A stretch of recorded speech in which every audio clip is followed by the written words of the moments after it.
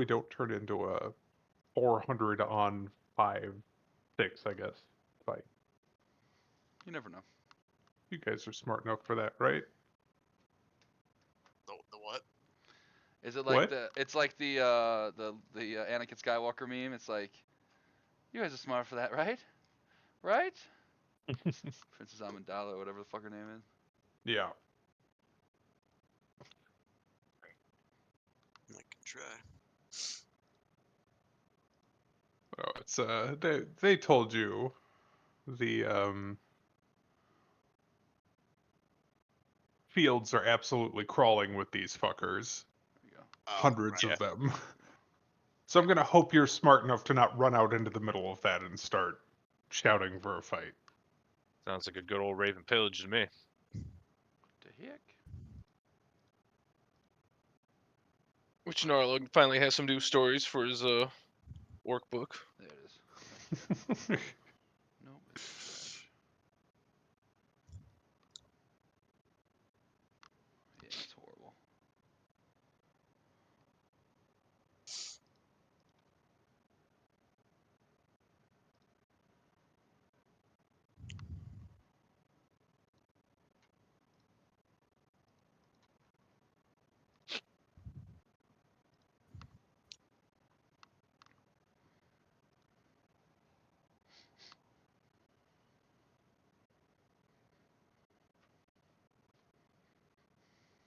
I think what I'm gonna do.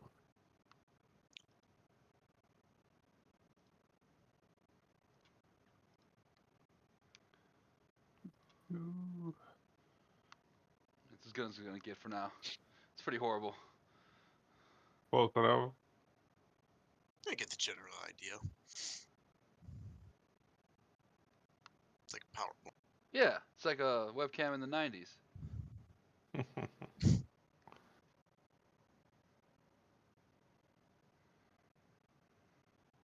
Mike was the first one in here. I don't know if he maybe went to go do something. Nah, I'm chilling. Oh, okay. I have a cat in my lap, so I can't be asked to hook up my webcam right now. That's fair. George Mike. How's that son of a bitch doing?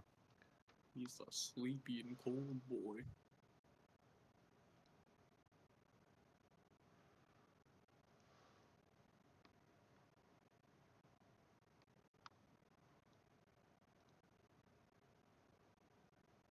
See that they brought in Mike? What's up? You see that they brought in his and then fact? I did. I saw it right before we were gonna start playing. So Damn it! I have didn't it want to press that. bought and downloaded. And yeah. What do they do? And what? Entropy Effect, the roguelite. Oh, that's cool. They added some crossover character from some other popular 2D action platformer in China and Hazama. Hazama. Wow. Interesting. Well, it's all Blaze Blue characters. I don't know if you are aware of this game. I'm sure we've talked about it before. Probably, but I don't recall. Who is Icy? She's a character from a popular Chinese 2D action platformer series. Yeah, she's crossover. 2D action game you'll never guess. Icy. As good as this Yeah, game. new boss.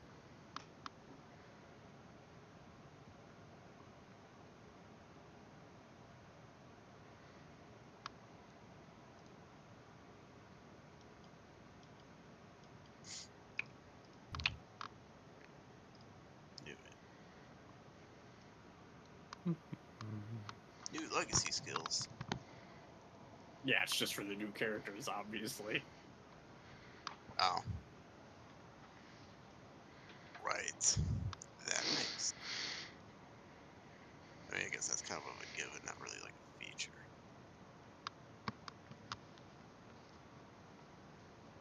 Oh, we could do do LAN parties for fucking.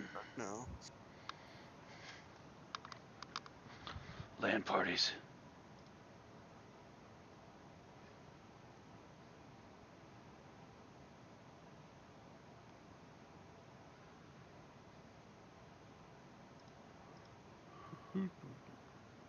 Wasn't this like one person working on this? So they were a long-term, like they had quite a few years of experience as a studio making mobile games. They also did the mobile Blaze Blue Fighter, which was, not great, but it did okay, I guess. I didn't even know that was a thing. I think I Yeah. tried it. Like, It was very close to the Skullgirls one, I believe. I also didn't know that was a thing. Oh. yeah. But basically, they ran out of money because they weren't getting paid by one of their publishers or something.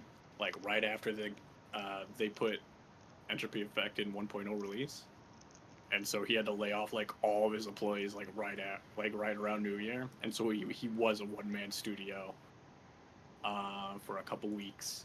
But some of the employees were like, "Well, I don't have a job anyway, so I might as well come back and keep working on the game." Mm-hmm. Fair enough. Entropy But, Effect's a fun game. Yeah, well, and it did well enough that it basically saved the company, so the studio still exists. Hey, listen, you're fired, but now that you have all this free time, Yeah, would want you to- mind coming in and just doing the work for free? Well, he told everyone to not do that, according to him. He's like, seriously, because a lot of the younger devs were like, I do have free time, let me just come help work on it. It was a passion project. It was the first real game the studio had made. And that's why the company owner loves Blaze Blue, to no surprise, but they had all of the assets from the mobile game they made, so they said, fuck it. This is probably a huge time saver if we want to just make a Blaze Blue game again. Be real nice if they added Bang. Just saying. I don't know how Bang, if I would hold my breath, but I would not be surprised if he makes it in. My first thought was, how many more waifu characters need to be gotten through? Fuck that. Give me Bang. I want to use my umbrella. Pretending Bang isn't a waifu character is truly Not in unhinged. China.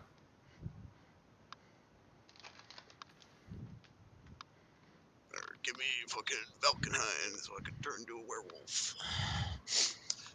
I like how you're listing characters that I played. Played both of them for a little while, and then Hakumen was the one that I... Aquaman's in it. He's boring, but he's in it. Fair. Not boring. What the fuck are you talking about? Aquaman? Yeah, And did you big not sword. unlock all his shit? I Man, probably all play the like characters what? are boring unless you unlock their potentials. It's not even that much fun. Alright. Fighting games can wait for later. Sorry. I've got all my prep done. I had two things to touch up real quick. Are we okay to get started, Mike, or are you Yeah. truly paralyzed by cat? Yeah, I'm not hooking up the webcam right now. Okay. So,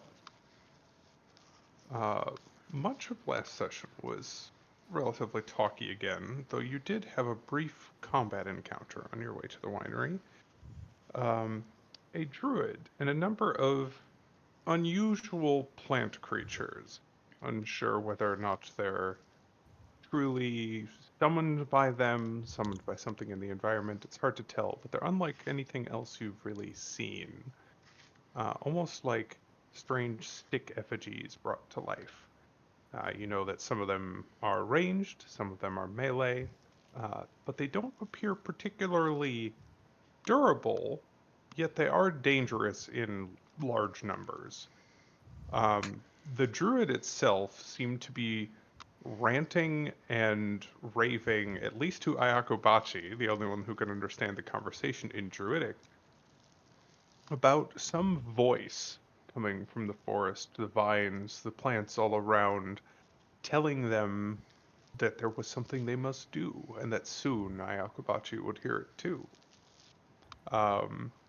You weren't able to really get a coherent explanation out of them before they were slain, but passing through that roadblock, you made your way closer to the winery, where you found that the Martikals have currently taken shelter in one of their hunting camps further into the woods, driven out by yet more of the druids and other strange wild folk from the misty forests surrounding the area, along with, of course, hundreds more of these strange blights as the Martikovs called them, the little stick creatures.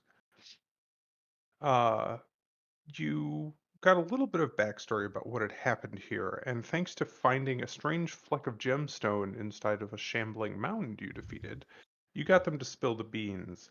The winery has been magically empowered all along by these seeds, as the Martkovs call them, that were planted in the field with Strahd's help long ago. Bits of magic that help the crop here grow particularly potently despite the poor weather.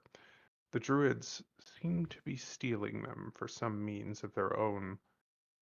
Um, as I believe we had left off, you had decided that it might be smart to scout ahead among the sneakier ones of you, uh, rather than stage a full and open assault. But your current objective is to drive these creatures from the lands around the winery if possible, while doing as little damage to the product as you can, given that, well, the wine does keep Barovian spirits up, no pun intended, and if you don't get that flowing again, you might have a true depression settling in on the populace.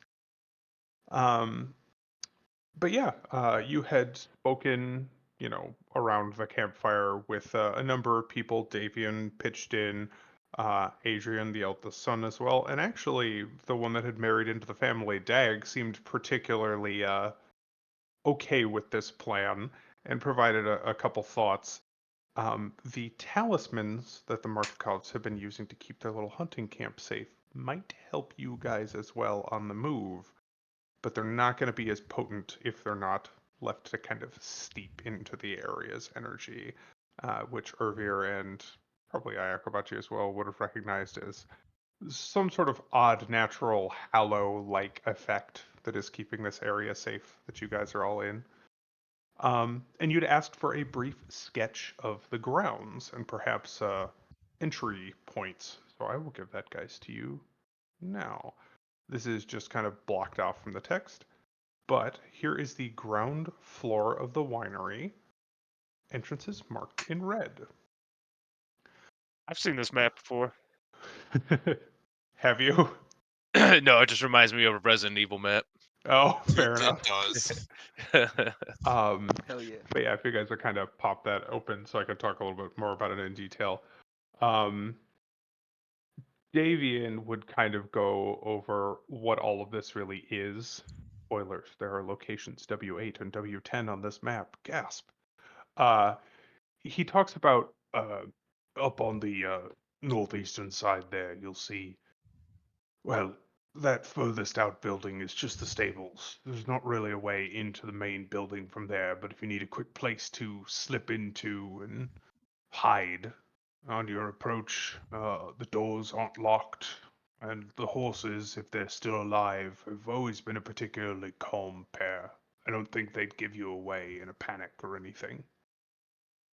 That central stretch there, you see, with the wide opening, that's actually where we load the carts. It's a two-story section with a crane up above.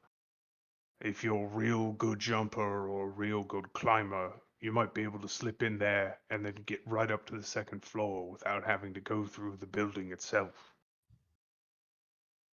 As for that other northern entrance, well, less easy to be subtle, but that leads right into the barrel making shop. Over on the west, you'll find yourself near the actual distilling tanks, the fermentation section. That south entrance, it'll be real difficult to sneak around the building to get there, but that'll lead you right down into the basement without having to cut through the rest of the building. Sort of your choice how you want to go about it, but, well, if it were me, I'd probably try for one of the larger openings. And he would point to that section on the north part of the sketch there where the big, like, cart loading dock is. The rest of it's pretty visible from the fields.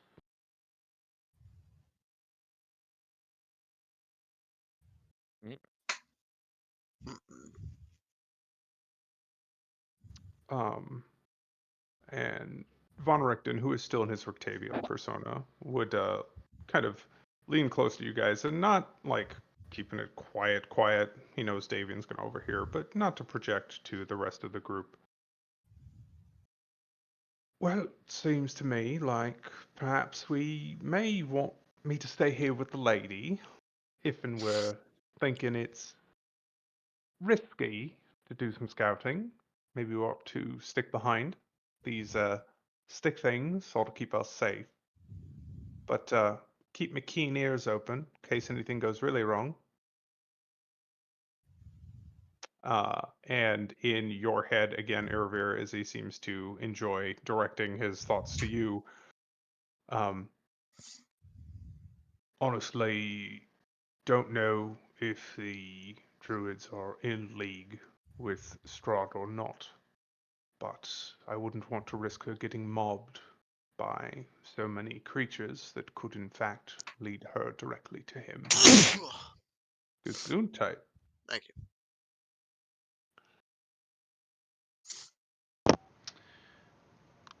I guess. Oh yeah, he could respond to the messages. Yeah, it's a that I sent. message. Mhm. So psychopathically, he will respond. Probably a good Psychopathically. idea. Yup. Okay. Probably a good idea, although I don't know if I should accompany our scouting party either, as the clang clang of mail beating against itself doesn't really lend itself towards hiding. He would nod and just fire back a quick response, which I guess does trigger you being able to respond again. Yes, but probably wise for you to at least move to a forward position closer to the building, along with our large, toothy friend. Be stealthy. Implying basically better to be more than or closer than a mile away in case shit goes wrong. You don't have to sneak up to the building, but you might want to press to the edge of the tree line at Oh, least, that's where how you far might be a away we few are. hundred Yeah, that feet may away. not be a great idea. Yeah, you guys are let me switch. I'm on a different map. So to kind of give you an idea, like if you zoom in over here, you guys really kind of are where the BB is on the map. But like there are scattered trees dotted along the road all the way in, and it is getting darker. So if you guys want to kind of make use of the dusk light, and also it was mentioned that someone has passed without trace, which is very good. I believe that's Akabachi. I'm just out of If I'm not mis- resources. Ah, I see. But point being, this time of day, if you guys move carefully, it's probably not too tough for you guys to And- get like a few rounds from the building rather than being all the way up the road here. And I believe the goal was just to kind of scout it out, not necessarily get inside of it. Right. Okay. And you Yeah. can dip in if you want, but I was sort of envisioning it in a couple phases, quote unquote, not to make it sound too gamey, but scouting along the road, scouting the grounds itself, and if you feel confident, scouting into the building before you guys make any moves. So it's all kind of going to be on you guys for how far you want to press. But I was sort of thinking scouting along the road towards the building, you might all four go.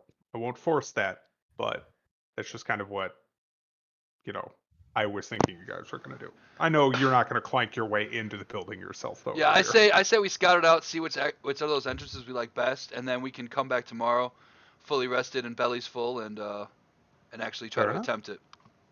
Yeah. Well, and more importantly, we'll be able to come up with some sort of game plan based off of What how we many, see. yeah, what's there and where they are. Yeah, right. Works for me.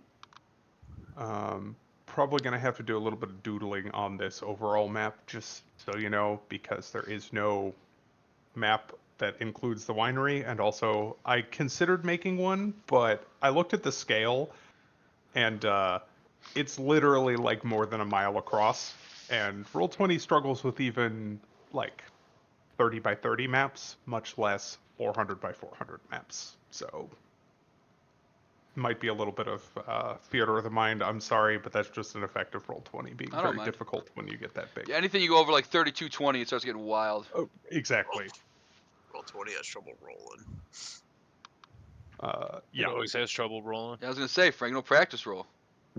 Oh yeah, that reminds me. Oh, Nice. okay, my bad. Before the recent change to the way that tabletop works, that's supposed to make it smoother and kind of does, but doesn't really. Way back in the Pathfinder days, I did run a what was it? A 10 by 100 map for an encounter because they were fighting their way down an entire train. Yeah. That was pretty cool, but it was very laggy. Yeah, I bet. Well, I will gladly kind of be covered in blood and maybe fiddling with my my druid hand that I cut off for the other. Not my druid hand, but another druid's hand. Yeah. And Your extra druid hand. And I'll be like, well, you guys are ready. I mean, unless you want to lead the way, Raumir, I'll lead the way. Oh, I mean, go a little. I mean, I don't know if that druid hand will come in handy though. What kind of detection do you think they have? If they were able to figure out where a buried gem seed was, multiple of them. It's a great point. Well, is that voiced in character or is that It voiced is. to the group out of character? I see. I think most of the Martikovs would kind of throw their hands up. None of them are really casters, so can say that I'm familiar with the workings of such magics, but one would think that had to have been the way. Akabachi, you might have a vague idea of what's on the druid list Well, in terms of magic. if it's a spell that I mean, I myself I think know what it is, but it's a pretty high level spell, I believe. 3 or 4, if it's what I think Yeah. you're So thinking if of. there's like a Yakobachi will kind of lean in and be like, well, I've seen higher, more powerful druids than myself be able to just awaken a tree and Oh. have it become like a actual thing that can follow orders and follow tasks. So it could be something like that. But there's probably even more than that that I don't even know. I think, well, it sounded to me more like the boy was asking about how they found the seeds, but Well, okay, thank you. I 3 appreciate. feet Yes, of dirt should stop and detect magic. yes, but you know, when you're a tree, your roots run deep, and maybe they can feel things we can't, cause you know they're deep in that dirt, in ways that we can't be deep in the dirt. I'm not much A of a lot of people gardener. are deep in the dirt. Dag in the background just kind of like rubbing his temples, mind blown, like, trees can talk? We have a whole Underdark back home. Oh, trees can talk and they never shut up. Water me, water me. God, jeez. This poor young man has had his mind absolutely blown by this idea. Oh, I'm getting infected by bugs. They're eating through my bark. I don't care.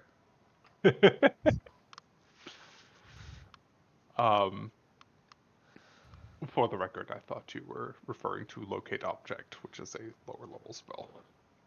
Yes, that one too.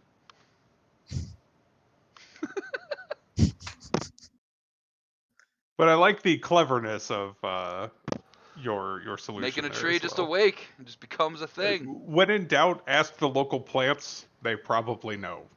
I think I know They've what seen some I'm gonna shit. prepare. I know what I'm gonna prepare for tomorrow morning. Locate object would imply that the object was familiar to them. Mm-hmm. It specifies, well, it says the object, so. Yeah, so like if you did just But it one, also As long as you have specifies that seen it up close, keep within reading. 30 feet at least once.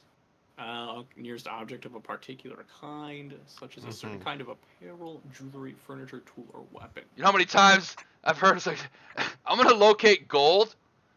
Where's the gold at? It's like, oh, figured out where the gold Everywhere. is. typically in the dungeon, it's where you want to go. Right. There's a fleck of it in the rainwater that's trickling down the cave.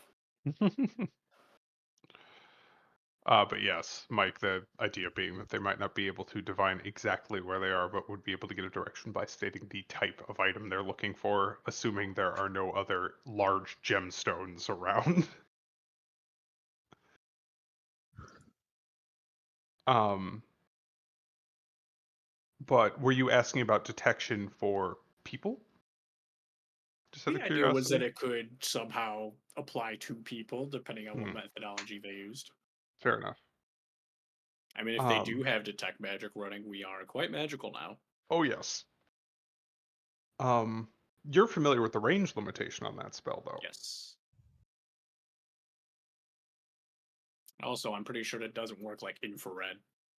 Kind of, sort of, but it takes you longer than that to really get like an idea. You might get like a big smear on your nods for the first round, kind of vaguely in a direction, but you don't get like fine detail for, uh, until you focus, basically.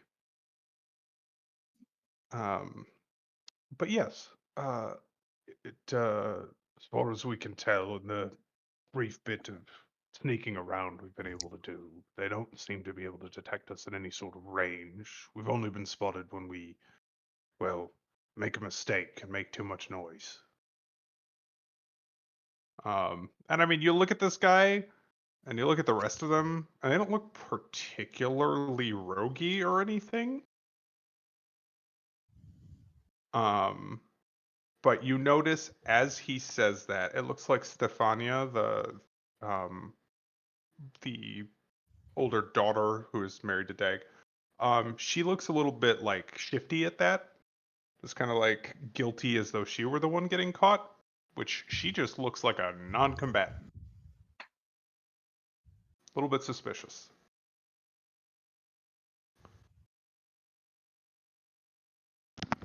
Hmm. And you notice that Von Richten clocks that for sure, as does Irina. I've wasted those NPCs. Good rolls for the day. I apologize.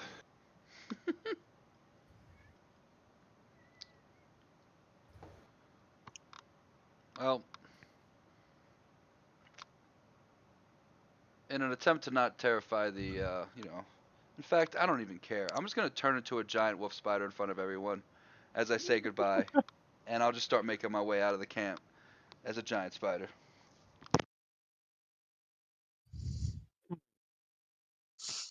Narlug would just be big old Narlug following along. Fair enough. I'd, I'm gonna, since the two of you are just kind of already on the way out, I'm gonna give this insight roll to Frank. Rolmir may or may not pick something up as he does that. So sorry for water pouring noises if there is any. I just noticed my shrimp tank needs.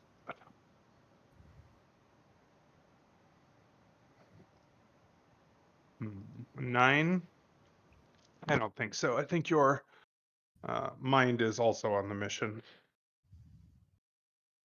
But that's okay. But yeah, as you shift into a giant spider, there is some reaction, certainly, to a giant spider suddenly being in their midst. But they don't seem quite as shocked as you might expect for sudden shape shifting.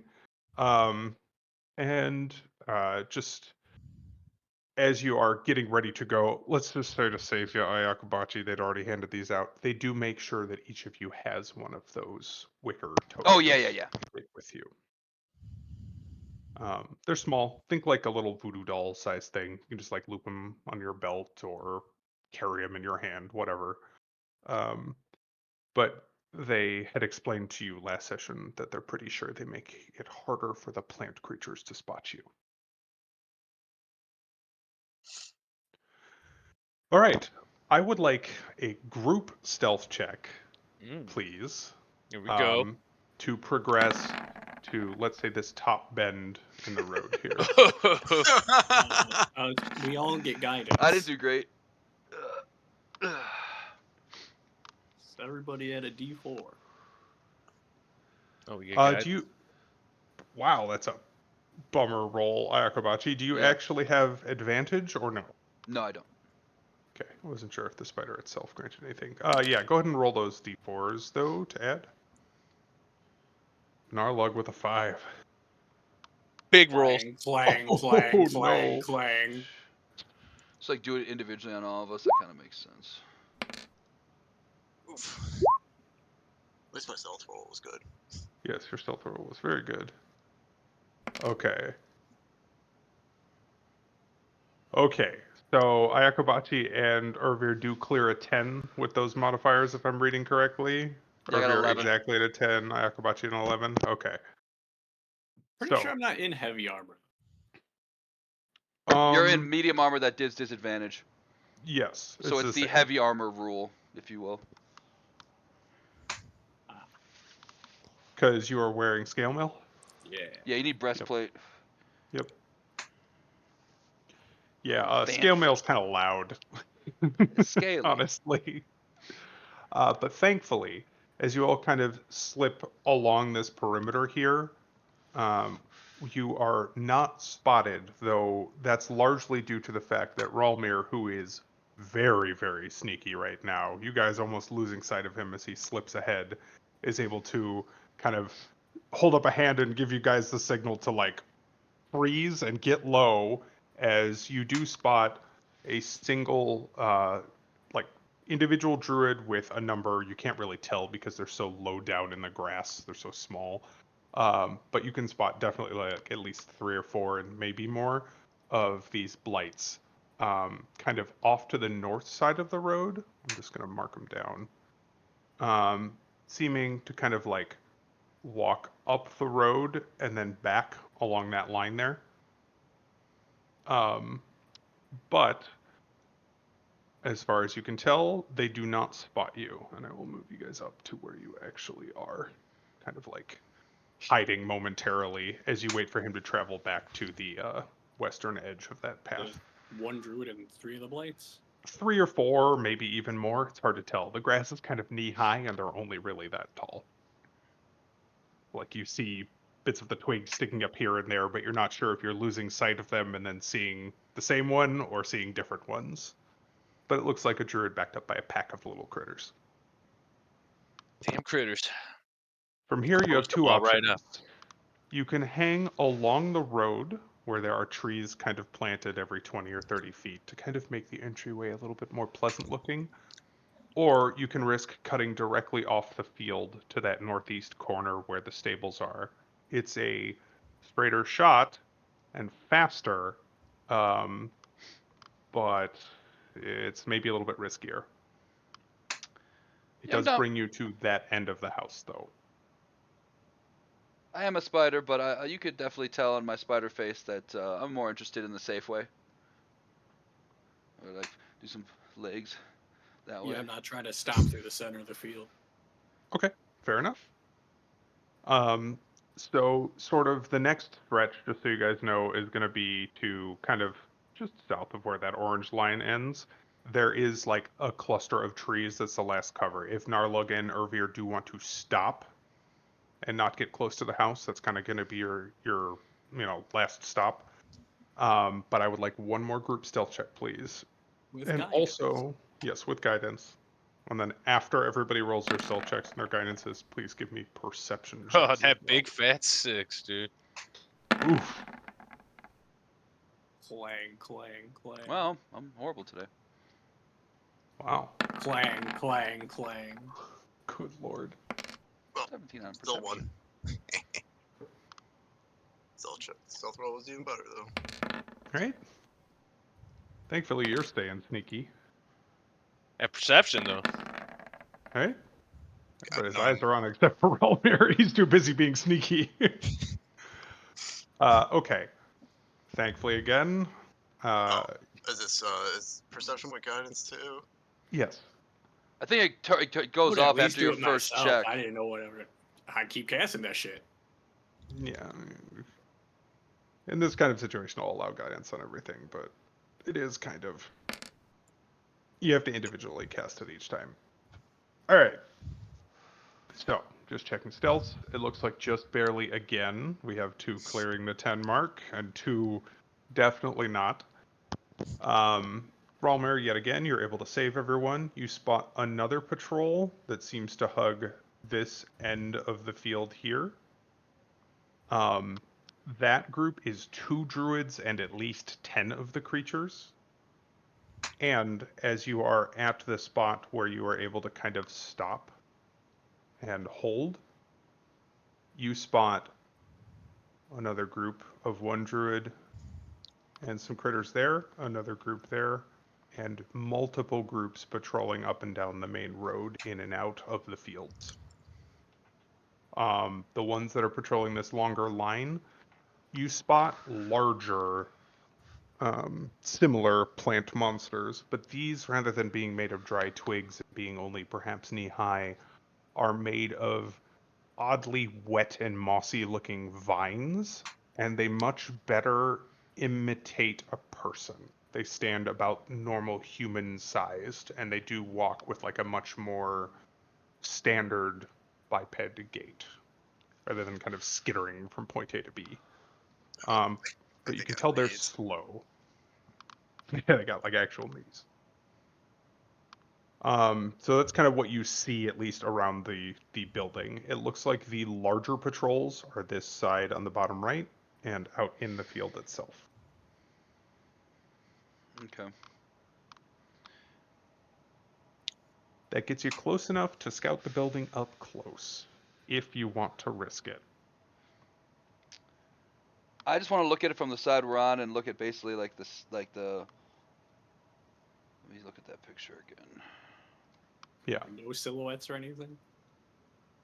So that's what I can give you if you'd like. Let me move to the upper map so I can call So on the them far out. west side of the door, how guarded does that look on the west side by itself, where it has that long central hallway with the crane in it? On the west side, that's on the east side. Okay. So the second from the right, he mentioned the stables all the way on the right, and then the crane and the loading dock is the wide doorway at the top right. Oh, okay. The But west right in front of side, like that lowercase b, like right above yes, ground floor, like it says. Okay, that's what you're talking about with the big open door. yes, On the far correct. side by itself. Yes. So on the far side by itself, that is more visible to the actual field. That's kind of like right where the intersection of all those patrols is on that left Okay. side. So then the one in the back, the south entrance, Uh-huh. that's the one that's Also, like. Okay. that's also field side, but Okay. only kind of the ones to the right Right. that you'll be Right. able to Okay. would The be able right to of see. the map we're looking at. I got you. Okay. Correct. Hmm. Yeah, the sort of like snip out handout I gave you guys is in the same orientation as the world map. So the right side matches up to the right side of the little building on the overview map. So you guys are on the left side of the building now, where the BB is. Okay. Oh, okay.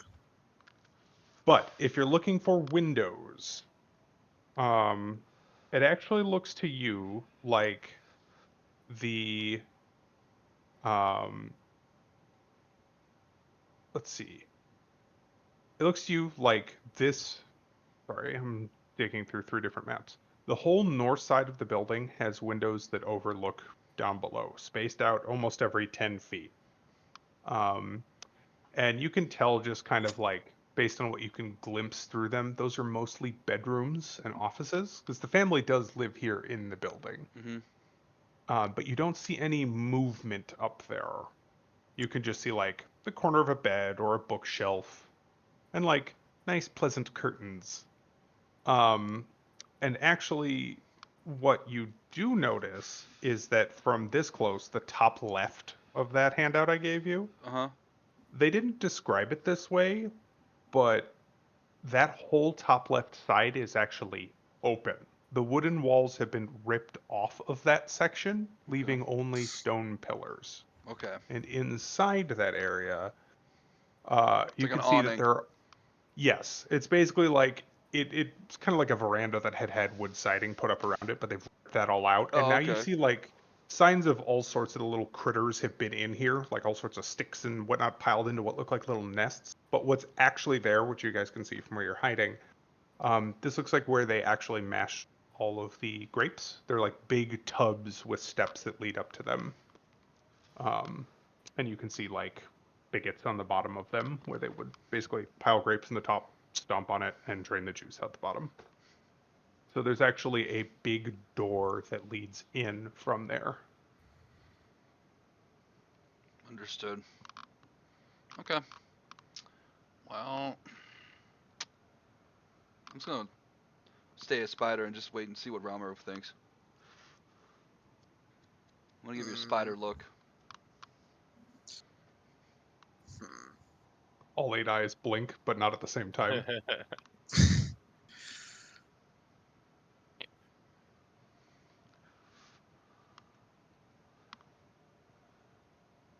see. Probably trying to do the best to cause as little damage as possible too.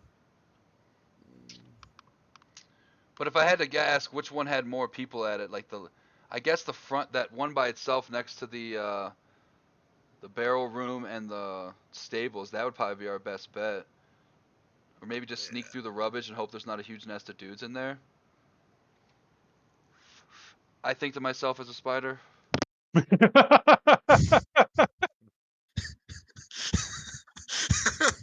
You all find that you're slowly starting to understand spider body language. Looks very intrigued about something. Yeah, I mean, you can still like point. You have legs. He's got 8 of them. Uh-huh. Frank knows thieves can't. Just Morse code that out. Right. Yeah. That's actually a big brain move. Have at least one person in the party and the code.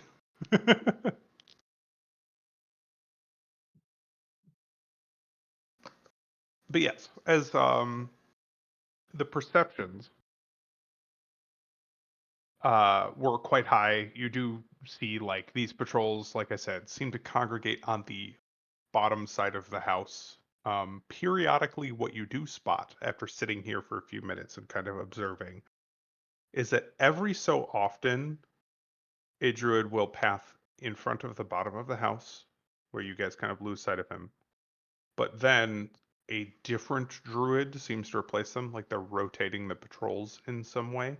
And the reason you can tell, they're all caked in mud and wear like basically a fur loincloth and not a lot else, but their crowns are all distinctly different. They seem to have decorated them with different antlers and twigs and whatnot in, who knows, some indication of individuality, maybe they've accomplished, it's hard to say. But when I say they're caked in mud, by the way, I don't mean they're dirty. I mean they've literally slathered mud on themselves like an inch thick everywhere, just so you have a better picture of what I'm talking about here. You ain't smelling shit. Except Probably mud. not. They're one with the dirt, that's for sure. But yeah, I guess if you have any questions about what you see in their behavior, or Other than maybe like just if you're timing trying out, to get, that okay, that's a rotation. good Maybe one. try to get an idea. Maybe stay here for like 10 minutes and just see if we can get Yeah, a if gauge. if you're gonna take the time to scout it out, no problem. Just because there are patrols in the area, please give me one more group stealth roll. You are being stationary. This DC is very low, but just making sure because you're spending time in this area. Someone might sneeze really loud. Even better. How about that? There you go. All of you over 10. Ralmer dealt with And 24. Let's go. yeah, Relmir is on the stealth rolls today. So even better, as you guys are stationary for about 10 minutes there and you're studying, you have a good idea of like a solid gap. They're not sticking to like a specific timed, patrol or anything, but every few minutes there does seem to be a pretty good gap where like the outer patrols are out near the tree line, the patrols on the close side of the fields are out at the edges, and the 2 patrols in the central section are like middle of the fields. There's a few minute window where if you move quick and if you don't make a ton of noise, you can probably slip up to the building and into any door you want even if you do make some sound or accidentally stumble a little bit, where they'd be like 200 feet away at any given point. Now, you don't know what's in the building until you go look, but you do manage to identify a gap in the pattern to exploit. Alrighty. And as you are stationary and did so well on that extra stealth check, you notice that the patrol here on the like kind of top left side, there is a moment where they come close to you, and you spot that the druid out front is in fact walking with a dowsing rod, like a Y-shaped stick, pointy side away from them and holding on to the pieces of the Y, which after you talked about it, that does sound like the locate object spell. What they're looking for, though, it sounded like they got all of the seeds, but they're continuing to search for something else, patrolling back and forth.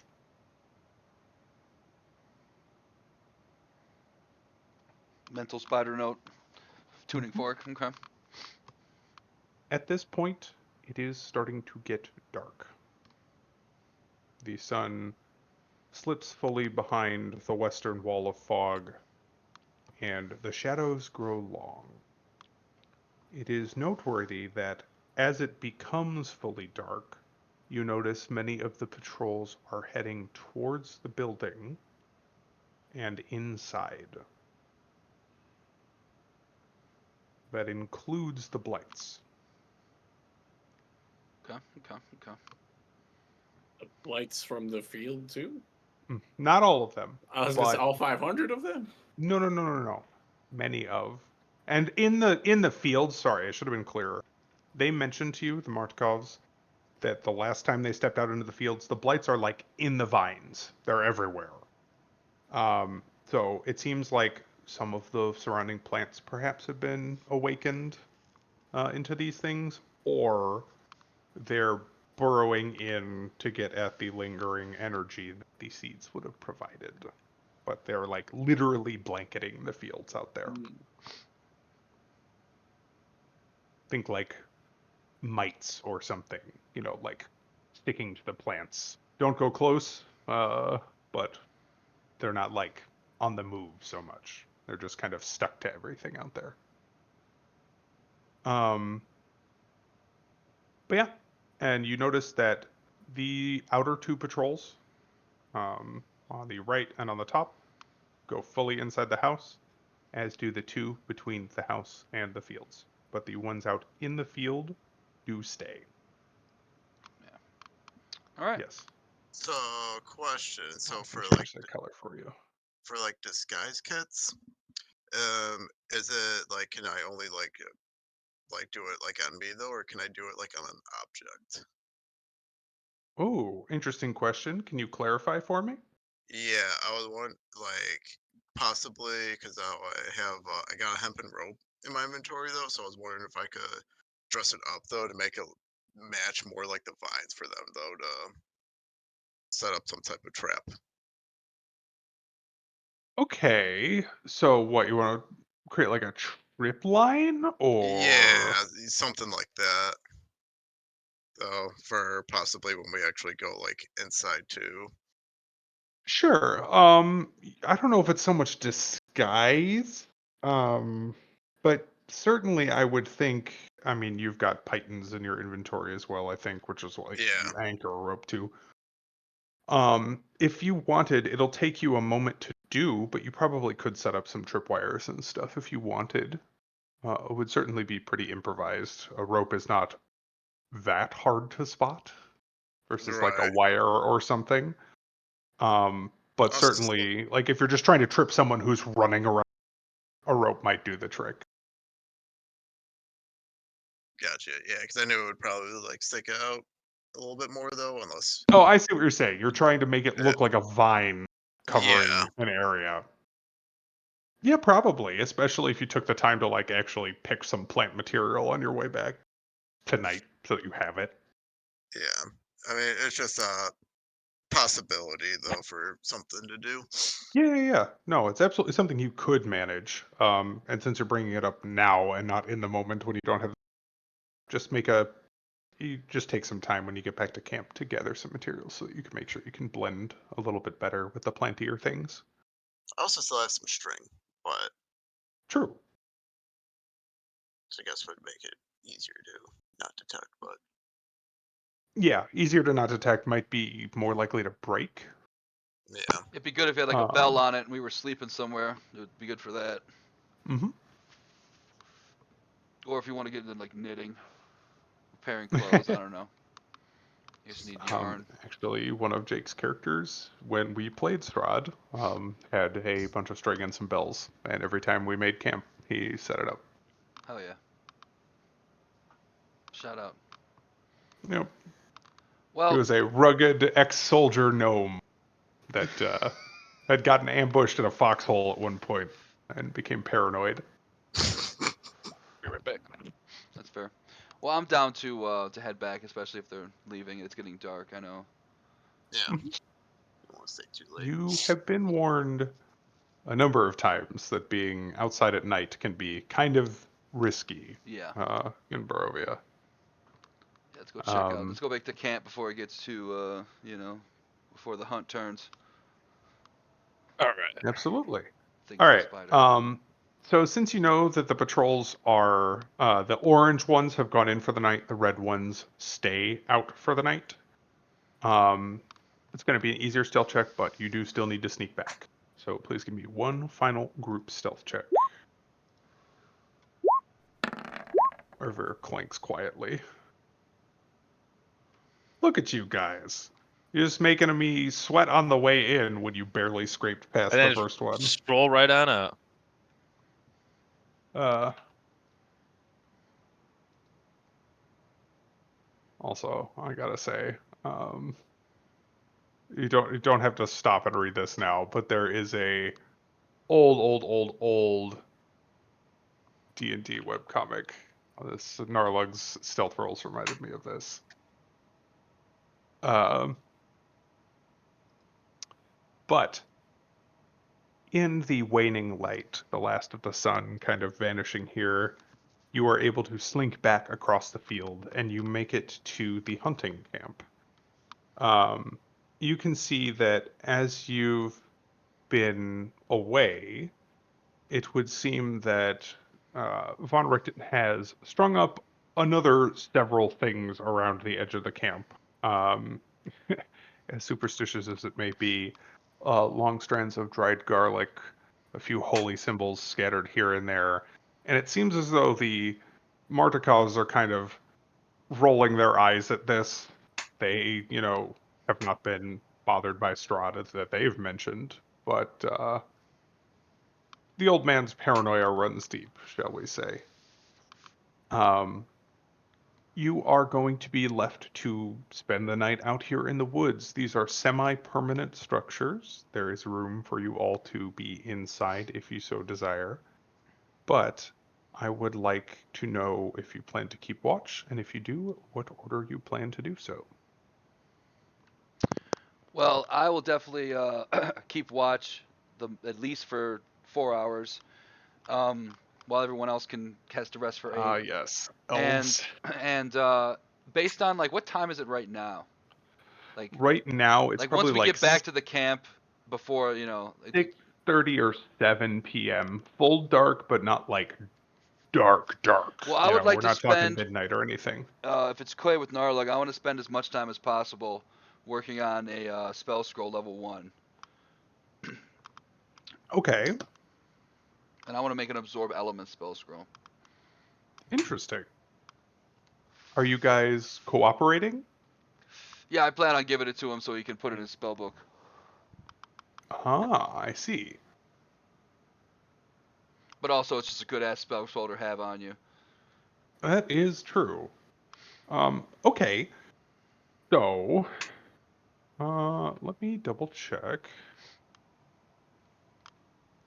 Yeah, there's a million different rules for it, so they're all in Yeah. different books too. So level 1.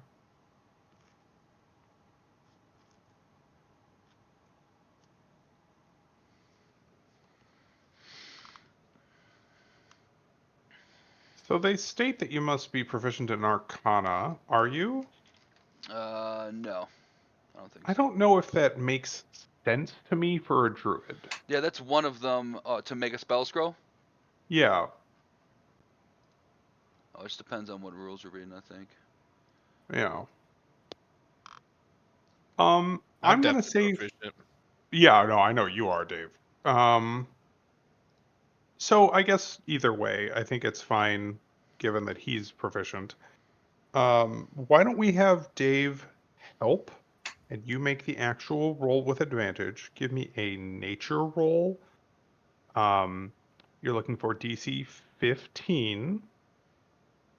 If you beat that by 5 or more, uh, I will actually say you can make almost the entire progress. If you somehow beat it by 10, you can complete it right now. Does that make sense? 15 is a pass, 20 is a one more check required, and a 25 if you somehow manage to hit that. You're done in this one rest. Also, I will allow any other buffs, such as guidance or whatever, Yeah, if people have them to throw. I would gladly take a guidance. That's the only way to get plus 10. Yeah, guidances are free if Irving knows to cast it. Well, you don't have to be plus 10. You just have to be plus 5 and roll an at Right, 20. but I want to be plus 10. It makes it a lot better. Yeah. Yes. Huh. 20. 20. Okay. So with the assist from Narlug, and for the record, normally this takes days, but I think that's kind of bullshit. And at the speed this Well, campaign moves, you'll never get to take advantage you of know, that. and I think So, it's like a spell. Level 1's like 8-hour workday. You know, level 3 is like a week. right, But right. you know what I mean? And so that's what I'm saying. With the two of you working together and a good success there, I think you're able to basically just say, okay, the next time we sit down for a rest, we're going to be able to polish this off. But you're Mhm. also taking the time to kind of explain to Narlug the spell, Mhm. since you're trying to hand it off to him. And that's going to also cut down on the time it takes him to transcribe it to his book. Okay. Because you're kind of teaching now as you go. Hell Does yeah. that make sense? Yeah, perfect. Okay. Put like, let's see, 7 out of 8. Yes. And then also, just I got rid of one of the inks. Cool.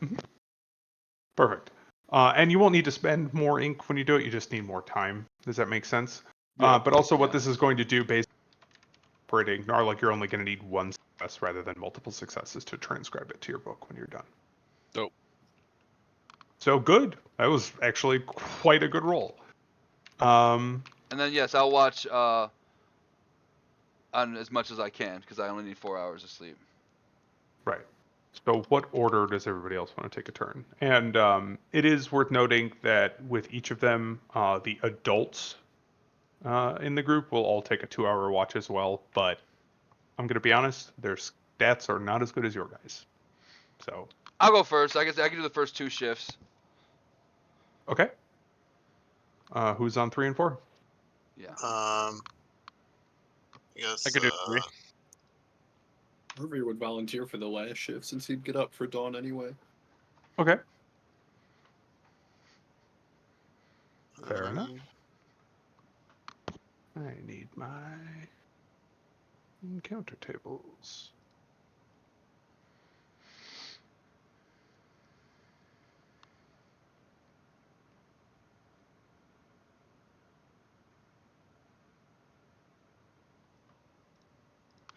Okay, so we are going Ayakabachi, Narlug, Irvir in that Yep. order.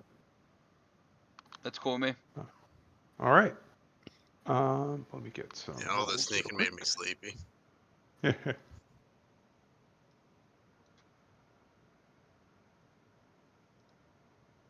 Okay.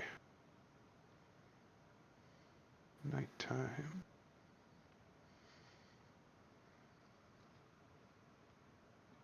Okie doke. So, please give me. Actually, are you making active perception checks, or are you going to trust your passive? Ayakabachi? Yeah, I would imagine I'm just kind of messing around with my spell scroll and kind of sitting at a table with, and just kind of sitting Yeah. there listening, just kind of passively, looking up every That's once what in a makes while if sense I to hear me. something. Okay. So Ayakabashi with your passive perception, if your sheet would fucking load. Okay. It should be 15 because of the level up. Just keep that in mind. Yeah, that's fair. Oh, I think it Okay. is 3 at 4, so I think that is 16 actually. I think it is 16 as well, Yeah, but I'm just tweaking. doesn't much matter. Yeah, it's whatever. The first 2 hours, you haven't spent a lot of time outside at night. But while the day is often dead silent here in the woods, at night it is the opposite. Um, all throughout, you hear strange skittering feet, off in the distance. Every so often, the calls of some sort of large bird, um, and so many howls from the surrounding woods. Nothing close, and a wolf's cry travels for miles, but it's almost as though all of the animals are only active at night. But for the first 2 hours, nothing comes close to the camp. However, sort of partway through the third hour, you hear heavy footfalls along the road. And you guys are a little ways back.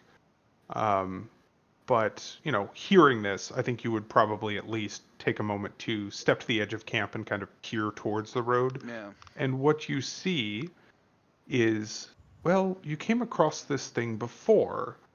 It's that skeletal warhorse in rotting barding with that skeletal knight on its back. Mhm. The lantern, which during the day didn't really give off any proper light, now sheds a sickly greenish blue glow along the road. And in the rotting eye sockets of both horse and rider, a similar tone of light shines out. Um, it doesn't seem to be in a hurry.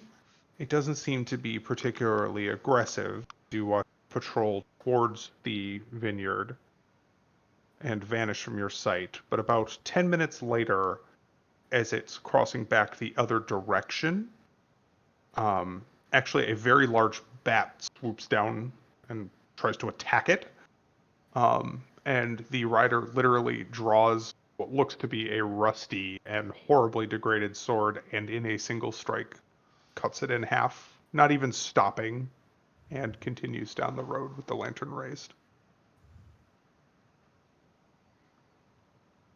Quite the But other thrust. than that, nothing particularly close to camp during your watch.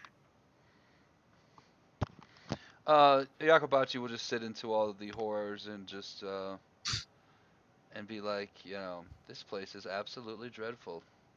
I'm gonna like it here. I'm gonna go back to camp. And Fair enough. next is Narlug. I'll go in Narlug and I'll knock in his little thing and be like, hey, nothing unusual really happened. Go ahead and watch. Have fun watching. You need anything, just yell. All right. Narlo goes get up slowly, almost angry that he got woken up, and go do his watch. All right. And we'll go Nar- passive because he's probably fucking around with the scrolls too. okay. Uh, please load Narlug's sheet, you stupid application. Ooh, 11. Yeah. Woo. Let's see. Big So checks. interestingly, I need to see. Okay. Um, Narlug, the beginning of your watch passes uneventfully, but near the end, several hundred yards away, off like into the dense fog and gnarled tree trunks that make up the forest, you see what you're pretty sure is flickering torchlight, like a large light source. And it's hard to see clearly because the fog kind of turns it into a big bloom effect, but it moves about the height of somebody holding a torch and does kind of have that yellowy tinge that you would expect, and has that flicker as well. It seems to kind of circle the camp, but never gets closer than a couple 100 feet away. Kind of creepy. So you're staying put? Oh hell yes. Okay. As you watch, after it kind of completes its circuit, you notice that it comes a little bit closer, and then, like somebody snuffed a candle, just vanished. And as you think about it for a moment, it definitely got close enough for a while there that you should have heard footsteps, but you never did.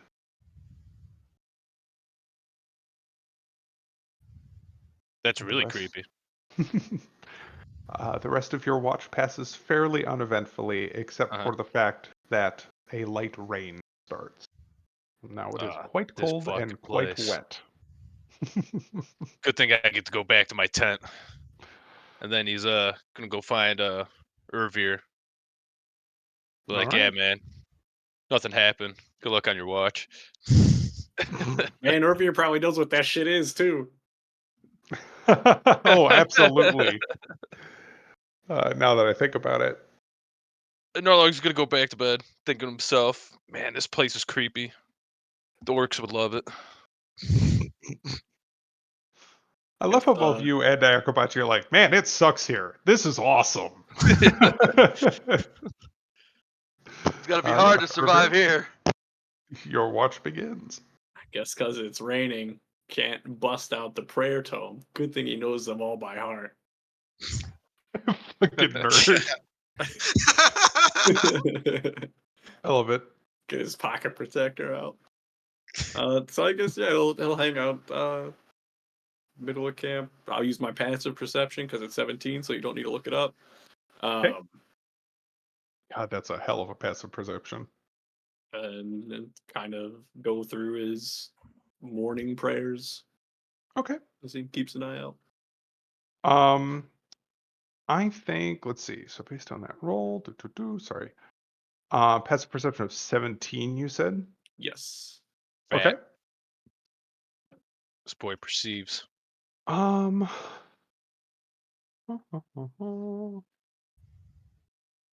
that can't trigger in this instance. So your watch, or your, it is a shame that that rolled on the previous watch cycle because I think you're right. But I don't think it changes the outcome, but no, but it is interesting.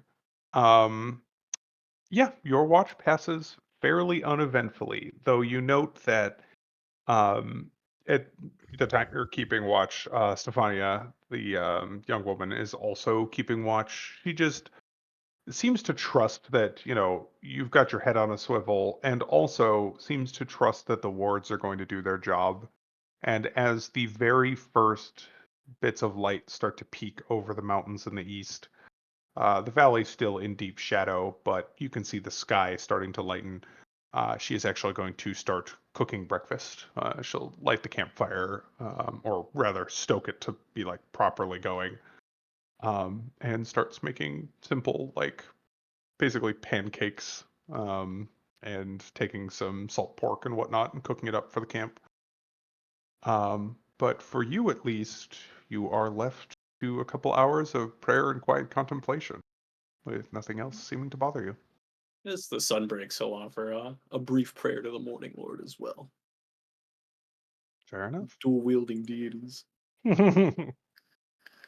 And I think as you do, there's just like the faintest whiff over the smell of, cooking bacon and browning bread, just the tiniest hint of sunflowers. That's the spookiest shit that happened all night. Man, I could go for some sunflower seeds. Munch crunch. But yeah, you all wake the following morning. And it seems the night has passed without any major incident.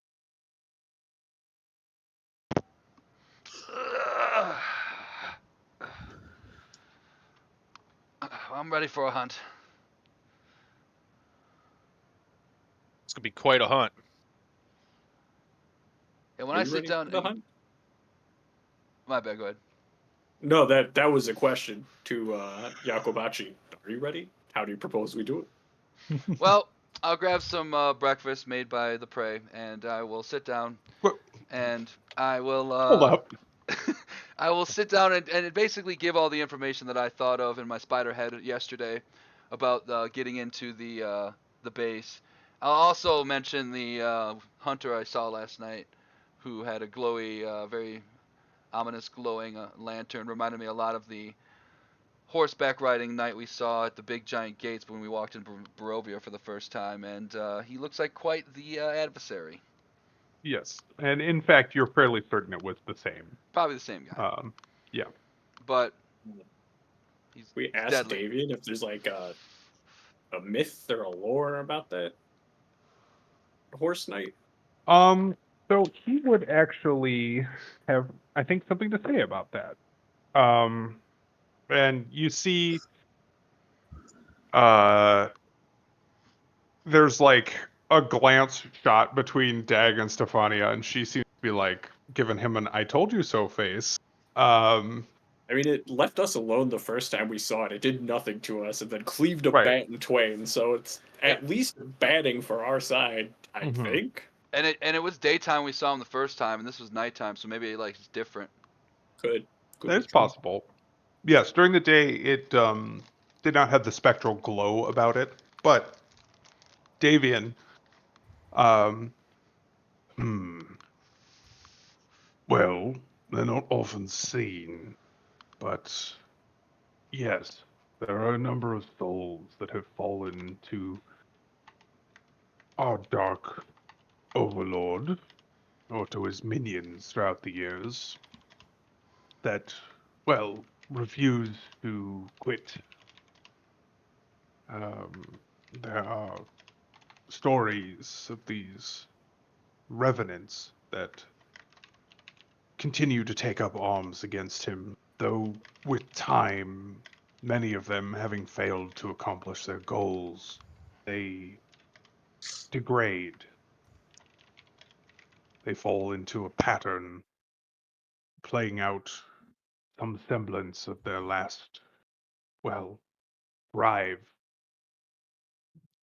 Some would even say that there is still a remnant of an order of knights that used to dwell in a castle deep within the woods. I've never been there myself, but it is said that many of the spectral riders, like the one you're describing, seem to journey to and from this place. What was it called? He says, over to um, Dag, who is young, but he kind of rolls his eyes and he goes, "Well, it's not as though I believed in them in the first place, but that's a little too Irish, sorry. Not as though I believed in them in the first place. But the name I've heard, Argynvolstholt, I think." And Davian nods. "That's the one, Argynvolstholt." And that is spelled a little bit weirdly, so I'm going to double check it myself before I type it to you. That sounds very German. Yes. Do they have an idea of where it's at? Is that the big castle north of Berez? Yes. If you offer them that general location, Davian would say, though he doesn't travel that southern road, this spur here, It's on a that, mountain. I'd assume you could see it from the yes. road. You'd assume, but the fog makes it kind of difficult to Fair. see that far. But he does say that he's pretty sure that's it, but I've never ventured anywhere that far off the path between here and Valaki. As I'm sure you're aware, it's well, it's risky enough to travel even during the day, and hardly worth the detour. What was Tholt? Okay. Sorry. You can see why it took me a moment to spell that correctly, even looking What? at it. Shit. The I nailed that shit.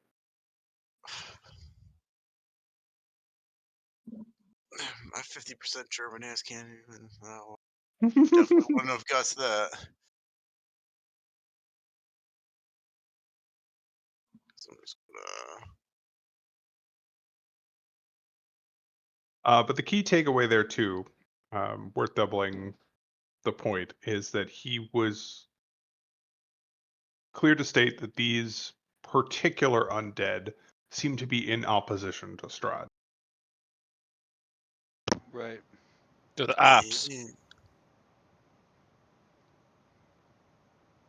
Oh yeah. The brave freedom fighters of the Mujahideen. Would Thank you. All right. if we get like their assistance, would that go against your religion? Interesting question. Should put them to rest, but if what's going to put them to rest is killing Strahd, then it's pretty easy to argue that getting them to help and then putting them to sleep after is good to go. Well, religion check, I guess.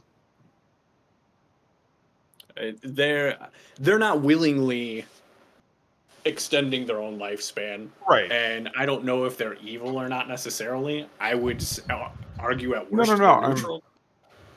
Not for that, but give me a religion roll. It's a low Okay. DC. Just for him or You can too, actually. You're a reasonably religious character. oof. It's If not we're going to felt. talk about the Elvish Undead Council, we're not on great terms with them. I'm pretty religious. Booga. Oh shit, Narlik is pretty religious.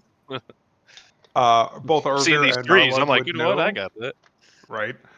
Ervir and Narlug would both know that a revenant often, once it accomplishes its task, what's keeping it here, it will naturally return to death.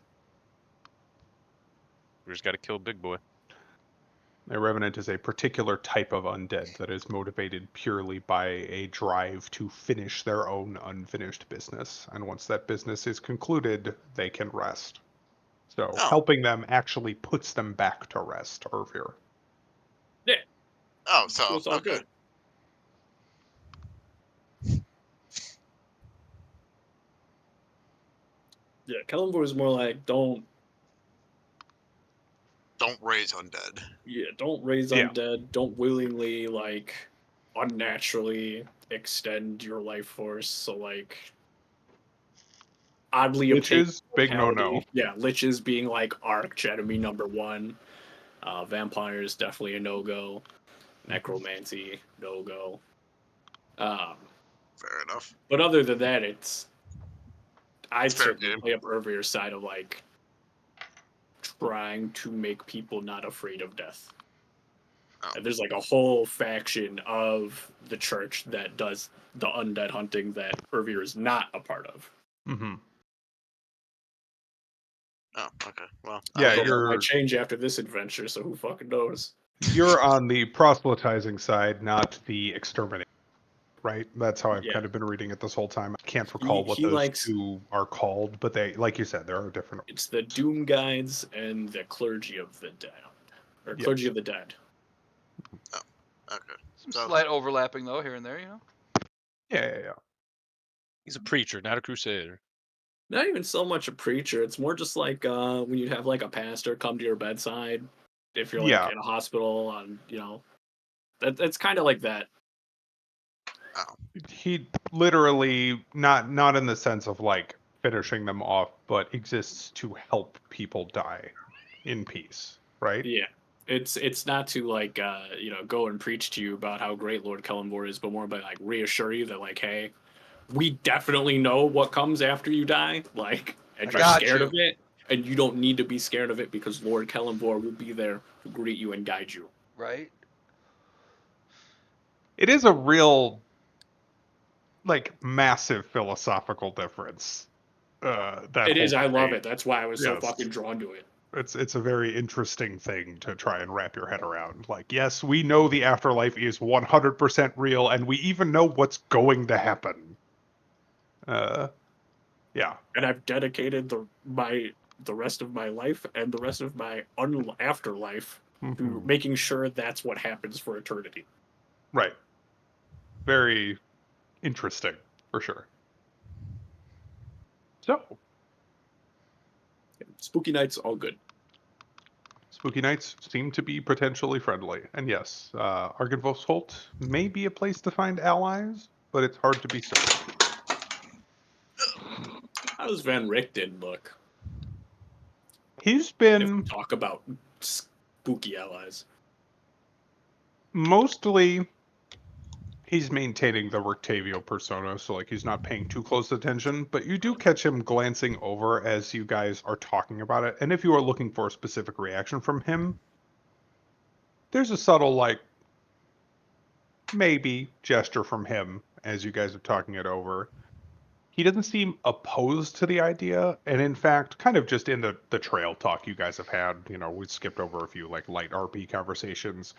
You get the idea that he's similarly aligned to you, Ervir. The things that he truly seeks to end are the immortal evaders, shall we say. Yeah. Not because they're fleeing the Reaper, which is your motivation here. They should be in death. Let them return.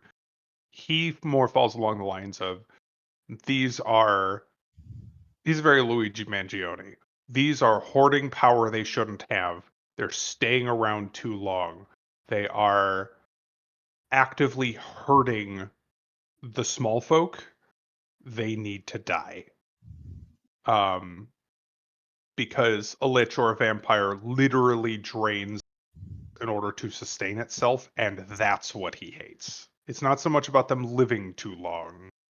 It's they do terrible things in order to hang on to life, and that he can't stand for. So you get the idea that while he doesn't say it outright, he'd probably be okay with it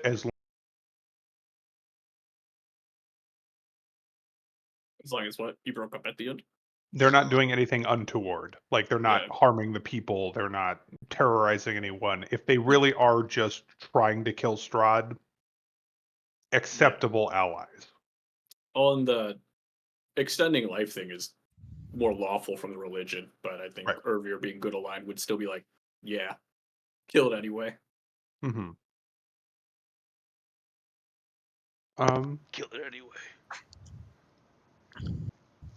Well, I'll You eat my man. breakfast would. and then I'll lay in my plan. What did you think, Rama? Was there anything else you think other than just going through that front door, that were really the back door technically, front door facing the road, but back door of the field? It's probably our best bet. Yeah, whichever can just wish we knew what the inside looked like too. That would. Mm-hmm. They've tried to explain it to you, but like it's hard to picture a building Well, like it's also away like from kind of hard them. like that though, and just like like how packed is it in there? Ah, yeah. Yeah, well we'll get close and we'll listen and stuff. We won't just barge in, Right. Like I didn't really hear anything when. I could always sneak in as like a spider or something, Yeah, little tiny one. like Maybe send little- Webword in there, look through his eyes. Yeah. We saw like 5 druids patrolling at any given time. 2 at the Yes. south, 1 at each of those 5 other. or 6. Yeah, it's like Yeah. at least. And then There's 2 out in the fields, and then 1 on each of the orange paths. and then at least a couple presumably inside. We know they rotate out. Maybe more. And they said, when you had first talked to the Martikovs here, they had said there's probably 10 or so of the druids, and then another 10 or 15. They called them wild men, but these strange wood folk that are not magical, but are seemingly aligned with the druids. Can we take 10 druids? Plus 30 tree blights? Or Not whatever at blights? once, but I was thinking more of like a secret op in and out type of scenario. Unless you were thinking more like, guerrilla warfare, we can start snatching them up one at a time. Interesting. Yeah, then we could tape twigs to ourselves. I'm not very fast and I'm not very stealthy. You let me know how I can best help you. I'm picturing Travis Trunks with like some sticks tied around his forehead. Like, Oh, yeah. I'm a tree blade. Like, okay. All right. It was like in the beginning though, when fucking butt chucks disguised himself as a goblin. Yep. Biggest goblin you've ever seen. Mighty tall for a goblin, Mr. Minotaur.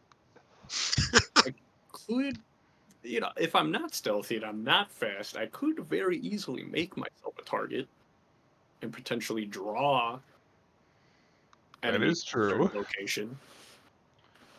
Then, And I then we could pull always off a fancy. I will a long also- strider on you, make you a little faster. True. I will point out one thing, just because you guys are thinking tactically here.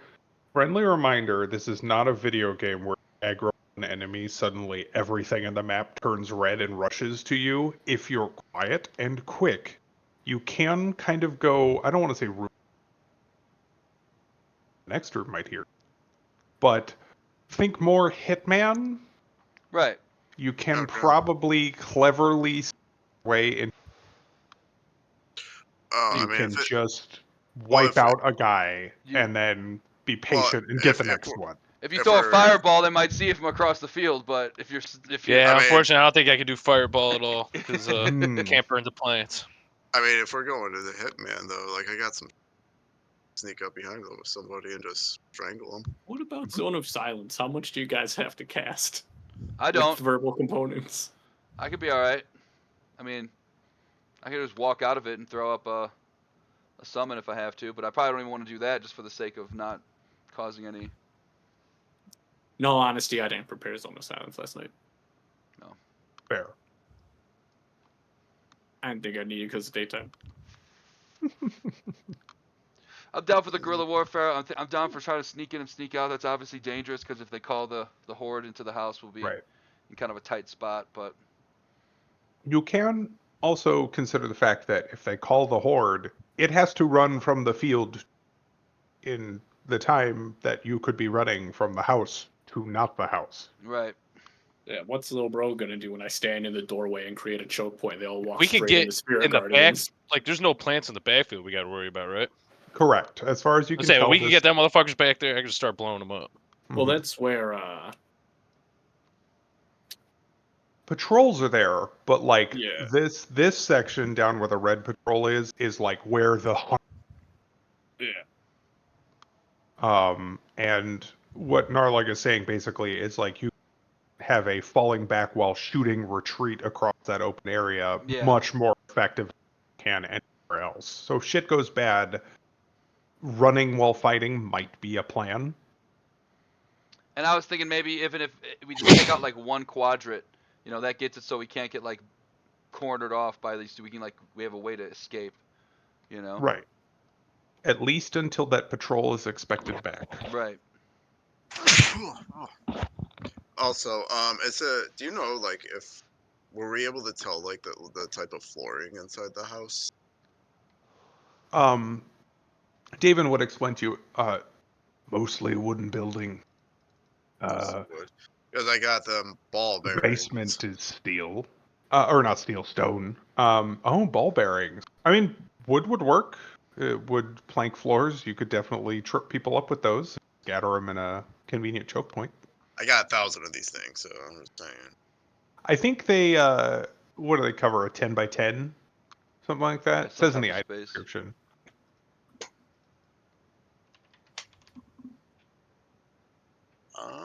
I guess I could look that up. I can search too. Ball. 10 feet on a side, Yeah. and then DC 10 deck save or fall prone. Yep.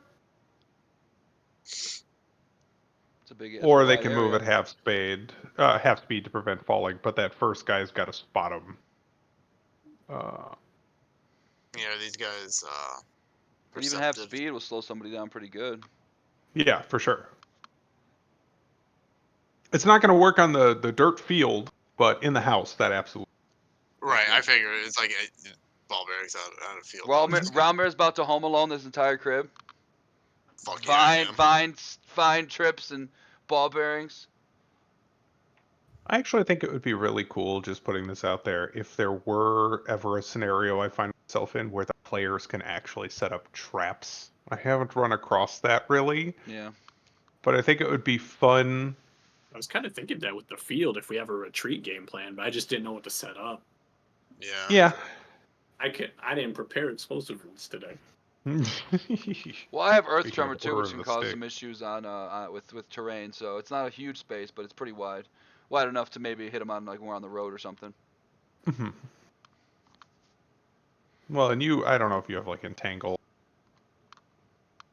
I don't have any concentration spells, which means I have no spells. None? Well, I have just the summon. I have like Pass Without Trace and summon. Oh, right. And the It's like when summon, I'm which sneaking, is I'm a not summoning, but when concentration I'm as well. summoning, I'm not sneaking. So Right, it right, works out right, well. right. No, it makes sense.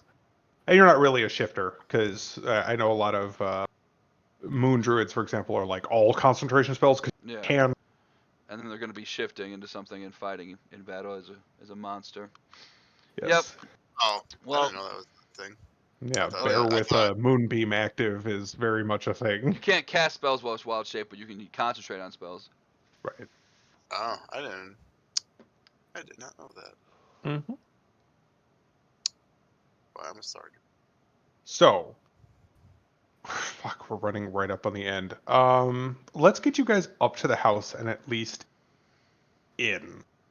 Does that make sense? But I definitely cannot do the whole Do we dungeon. want to go in the house, or do we want to take out a group of druids, or do you think that would put us on too much of a time strain? As far, not time strain for the play, but time strain for like to get in the house and get the stuff and get out. Given what you watched, you will have about 15 to 20 minutes before the patrols switch places, which is 150 to 200 rounds. What do you guys think? You want to take out that squad, or do you want to go to the house with the squads around us? Probably a good idea to take the squad out. At least one, right? I mean, not all of them, 15 but to at least. 20 minutes is a long time for us to kill more than one. Well, we'll wait till we see a change, and then once the other group leaves, then we'll pounce, giving us the maximum amount of time, and then sneak on in there. Yeah, that's what I was saying pretty much. That 15 to 20 minutes gives us a shit ton of Yeah. time to do whatever the fuck we want. Yeah, I think we can get in and out. Done. Pass without a trace. Okay. I'll save it till after we kill this group. That way we have the spell slot still, and then we can still sneak up on these guys well enough to not get completely obliterated. Fair enough. So I was thinking reminder this. of I was thinking this one. I mean, this one's kind of far. the This one top had one. this one had more druids though, so I'm It thinking did. this one. That 'cause one it's- has 2 druids. I'm thinking because that way if we dip, we have like a straightaway shot to the forest without having to worry about getting cut off. Not a bad idea. What about setting up more wards at a retreat point to try to Oh. help cut off an escape, Ooh, I like that Or- too. to help secure our escape if we need it? Right? Yeah. Move them a little forward. Clever. So like maybe in the tree line directly out from the house. Yeah, So like right. if they try to chase you, they might be repelled and lose you in the woods as you head back to the Yeah. camp. Yeah, ideally, so we don't just make a beeline to camp and they go, all right, now we're sick of that camp being there. Now we gotta do something. We gotta go. Yeah, we don't want to roll Camp, back get your to camp stuff. and We go, gotta go. round it up. All right. Yeah, that's not a bad idea. And I think the Martikovs would be able to scrape together enough to at least like string out over probably like a 60-foot section of the tree line that you guys would know where it is. And if you head right for the middle, they're gonna have to go all the way around. So let me make a note of that. And why don't you make a mark wherever you want it to be? I will mark where the camp is, which is right here.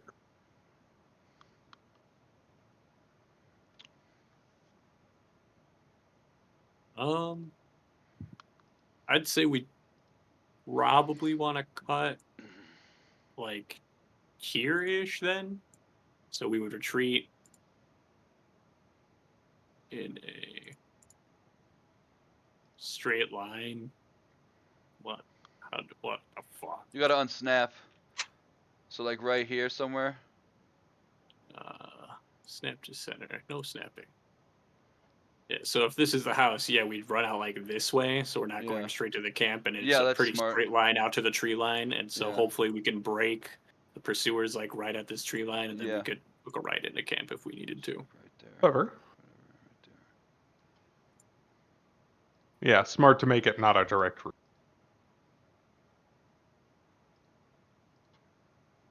And actually, I guess if you're going to set that up, basically right there, and then eliminate that, set them up, and then wait for them to be at that further end. Yeah, make sure they're as far away from everyone else as possible. All right. Try to murder that druid in case he has any type of like yelling abilities. You know, you could have some thaumaturgy or some shit make his voice real loud. So we'll just murder the shit out of him first. Could have thaumaturgy, and also you saw the other one attempt to cast animal messenger. Yeah, and they cackle. That carries over a field. So it's gonna be one. It could be one. One It could druid be two. and 3 or 4, maybe 5 or 6 even of the blights was what you saw in that patrol yesterday. I maybe have a useful spell for this then. Let me Okay. double check. This we're not going to do on a battle map because it's kind of going to go one round or not one round, you know? Yeah, I just have to make sure it stops everything they do instead of just saying like, I'm looking at hold person. Ah, yes. It's a good one. It is a real good one. They are paralyzed, which I believe means they can't say shit. But it is a wisdom saving throw, and a druid half-caster, I imagine, will have some good wisdom. Probably. It will be a DC 16, though. So the specific rules for paralyzed. Paralyzed creature is incapacitated as per the condition and cannot move or speak. They automatically fail strength and dexterity saving throws. Attack rolls against the creature have advantage, and any attack that hits the creature is a critical hit if the attacker is within 5 feet. Yeah, you fucking, if you could stealth up next to him and I pop out with a surprise round to hold person, and if it hits, then you all get surprise round sneak crits. That's crazy damage. He'll be That dead. motherfucker dead. He won't even last round or his first, you know. But you won't have Yeah, I bless guess. because this takes concentration. It's okay. Right. I'll take that over the With bless. advantage, you don't need bless to land an attack. Well, hopefully not. Jesus, I've been rolling like shit Could today. also use path to the grave. Does only double 1 hit. Yes. But if it's Raumer's hit, True. Could be big. My sneak attack is better now. The only downside to hold person is it is Savers a suck. second level spell slot. And yeah, it is. If they save, it just does nothing. Yeah. Oh yeah, there's that. That's a thing too. And level 2 is what I want to be upcasting my bless at. To get everybody. True. And I can just do a rank 1 bless. Not that big of a deal. Right. You are only advantage. 4 people. That just misses 1 person. Yeah. Right. Like, my spiritual weapon is great and all, but like, it's not really what we need to be. It's great when there's a boss monster. Yeah. And it's like not moving all over the place, and you're concentrating on something else. Like that way, yeah, I don't need to concentrate. I can just boom, free Spiritual smack. weapon doesn't take concentration. Exactly, free smack. Well, Nice for the that it cost of the doesn't. spell. That's crazy good, actually. Yeah, I mean, you'd never use it if you had to. Yeah. Okay. So you guys will post up. You're going to come through the woods then, which makes the stealth check easier. Kind of give you an idea of where your retreat needs to go. Yeah, I think so. Okay. In fact, yeah. Okay. Let's get a group stealth check then to get into position.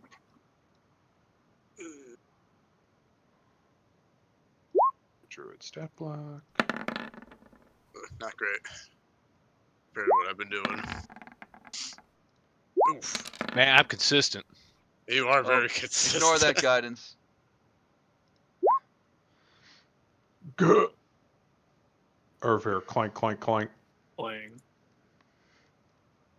But since it's a group stealth check, we only take the 19 and the 14.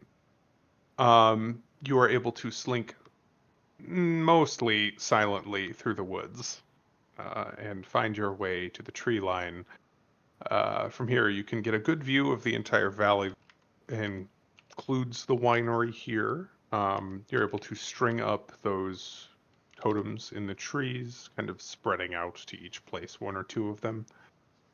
And you find that there is some low, like shrubbery cover and whatnot, that will allow you to get a little bit further field, perhaps close enough to get the druid, within a round. If you are able to attempt to hold person or something to that effect. But functionally, you find yourselves more like you're now. Um, and yeah, you wait. You see a new patrol come out of the house and begin the pattern. Heads towards you, and as he draws close, you're able to time it out to like, okay, we've got just a few seconds until he reaches the apex here. What would you like to do for your surprise round action?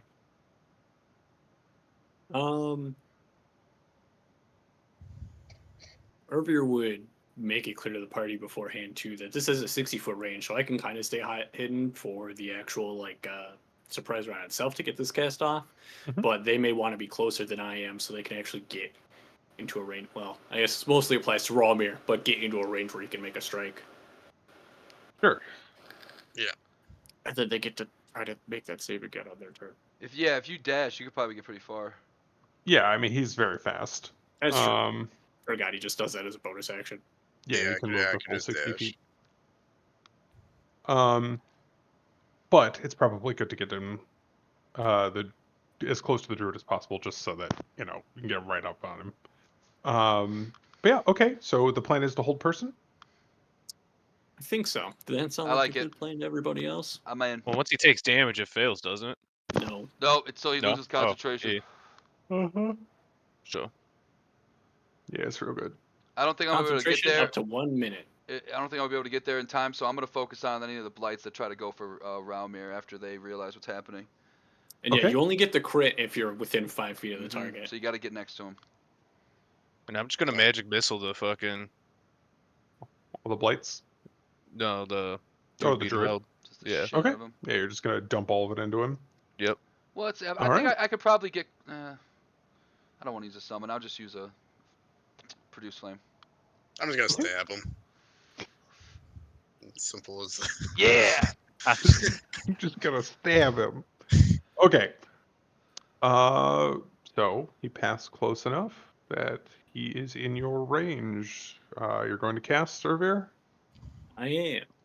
All right, go ahead and give me the block just so I can see it. Sir. Cast that one. Only guess. Boop, boop. Okay, 68.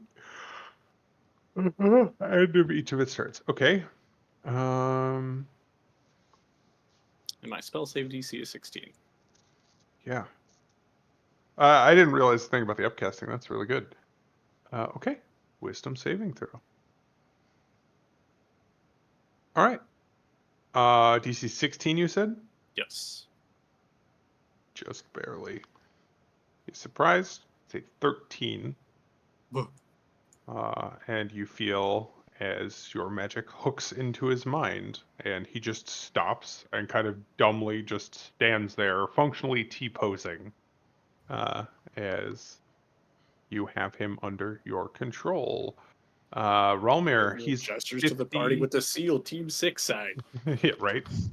Ralmir, he's about 50 feet from you, so you are going to need to dash, but you can easily close the distance to him. Okay, yeah, well, I'm just gonna do the bonus action just to dash it to get up on him. Okay. Advantage auto crit. As Ralmir comes tearing out of the underbrush with his rapier. How does auto crit work? Is it just do I just roll for it or? You just need to roll for a hit, right? Yeah. Well, roll to he hit will first. automatically damage. Yeah, If he hits, he still has to hit the Yes. AC. Yeah. You still have to hit the okay. target. But you will have advantage because he is paralyzed and you are making a melee attack against him. Is flat-footed a thing? Is that No. just advantage now? That's just advantage now. Okay. Crit anyway. you Crit go. anyway. It'll roll for you. It'll roll the crit if you just click the thing. Make sure you- Interesting. So it's an auto crit, but you crit? Don't forget your sneak attack. Okay. Don't forget your sneak attack, which is also doubled. Roll I it do again. another one. Yep. Okay. So 15, 27. 27. On the button. Mm.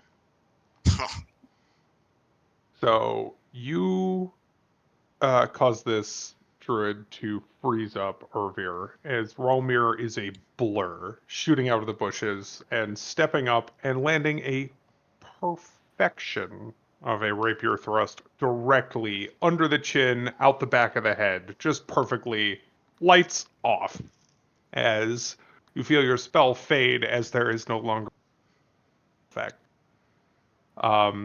Ralmir, you get a better view now that you're up on him. There are 4 twig blades around you. And they kind of make this weird, like, clattering and rattling sound, but they can't really, like, scream or anything. And you see one of them turns to run, but we still have Ayakobachi and Narlug able to take action here. Yeah, I'm definitely gonna, unless you want to go Narlug, I'm just gonna run up 30 feet and produce flame that thing 60 feet, catch that one running. And I will just magic missile the other 3. Okay. Well, let's go hopefully I Ayakobachi kill the one that's first. going to. Yeah. Well, you Yeah, roll hopefully. first. Yeah, Let's I'll see roll what first. happens. That hits. Absolutely. As you quickly draw back your bow and that fire arrow, is just explodes into a bundle of cinders, basically, as you deal with fire weakness double its hit points in a single blow. 60 feet, okay. And Narlook, that leaves 3 for you.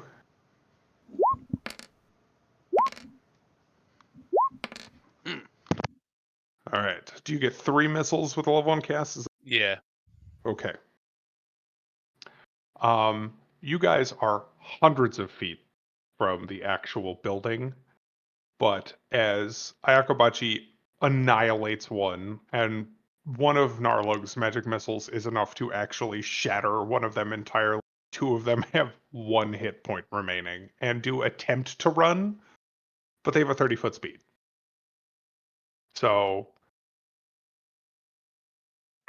Is this like are they like close to me for an opportunity attack? I was gonna say, yeah. Do they evoke? I think they'd be scattered over a 10 or 15-foot radius, so maybe one of them provokes. I'm going to roll a luck check. Do you want even or odds?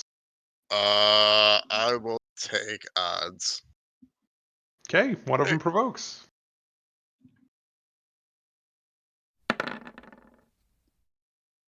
Oh, yeah. Can you deal 1 damage? I think you could deal 1 damage. Let's see how badly you annihilate this thing. As this little thing, is struck by a magic missile, loses an arm, and you see it panic and start to run, you just, walk up and just, again, straight through the middle and just kind of flick the blade and just explodes into twigs. Leaving 1 for any of the 4 of you to get. So give me another round of attacks, I suppose. I don't see this thing getting away. Good old firebolt. Where are you at?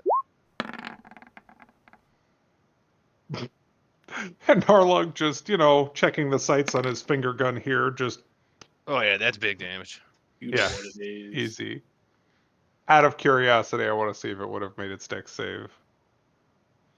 What up, cantrips with 2 dice? I love you. Wait, why did that apply that +4? Because you get to roll 2 dice now because it's a level 5 cantrip. Yep. Oh.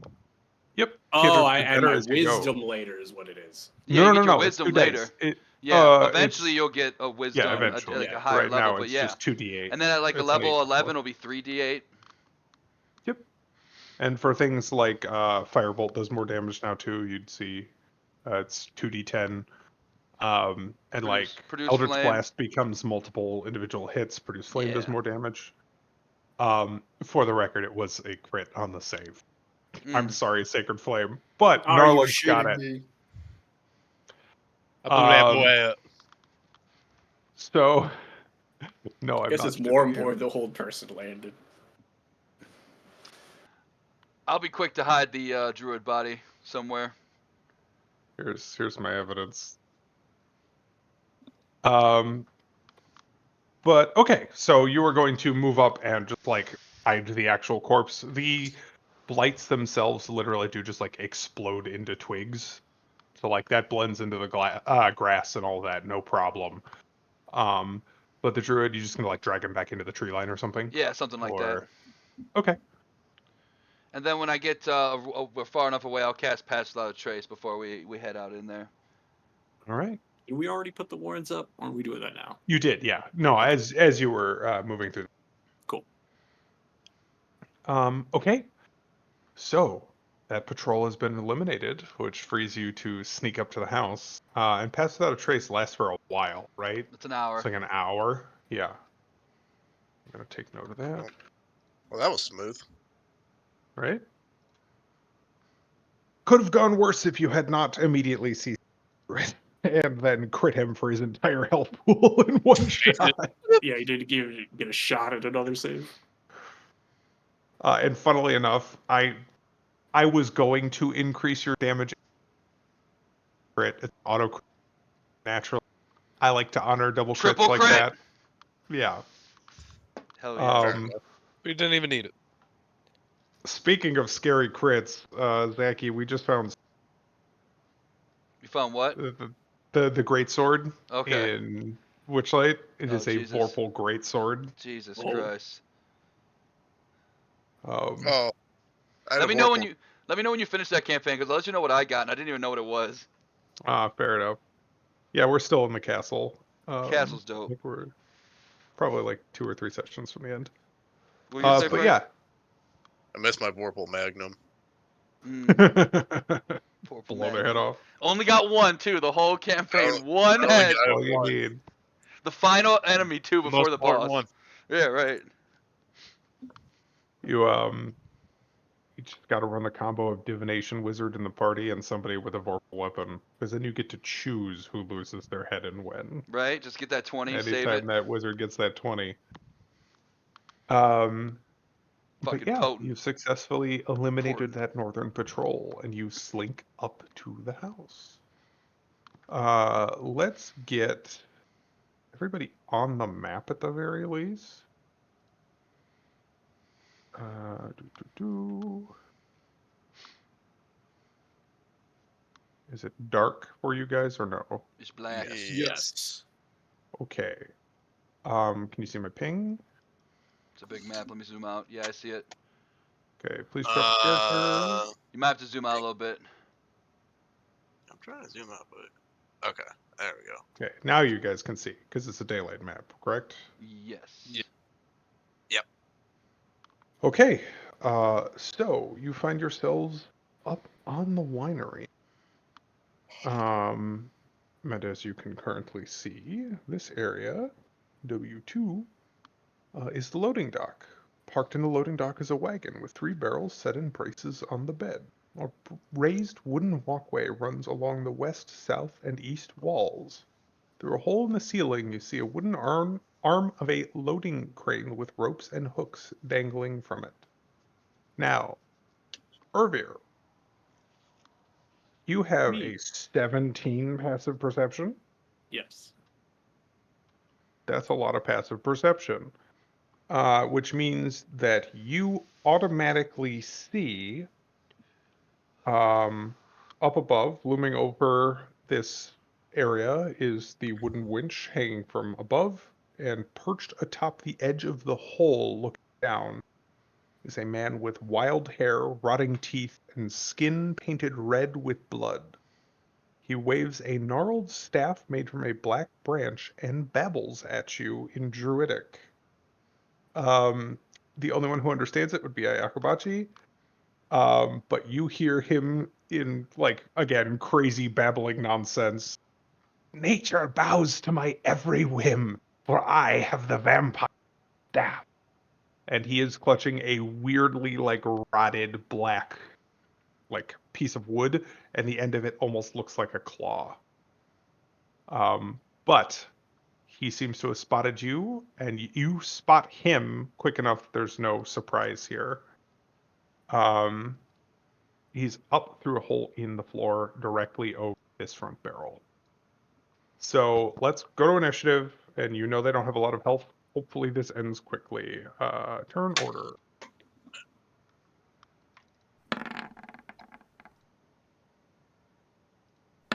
Whew. At 4 for the druid. I'm going to move him to here so you can see where he but he is 15 feet up in the ceiling. Ralmir Critton like a boss. Well, I'm not too worried that you guys won't be able to do anything about this. Okay. Ralmir, you're up first. Says 15 feet up in the air. Yes, but the wagon is about 5 feet front, 5 feet taller in the middle, 5 foot jump up. Really want Break it up like crazy. Yeah, I Well, didn't if get we it. got Or our if you just really like- want to. You want to hit them, you could just jump on the barrels. basically yes. Front of the wagon is only 5 feet up, middle of the wagon is 10 feet up, and then the ceiling is only. Mm, So if you want to parkour, I think you can get to him. ready? Yeah, that's here. Okay. That makes sense. Yeah. Yeah. Just to make sure, not a hard DC, but please give me athletics. Athletics. Ooh, strength. Okay, I was looking for 5. You're Oh, good. okay. So yeah, you're able to spring up onto the front part of the wagon, up onto the top of the wagon, and then jump up and take a swing at him if you want. Yeah, okay.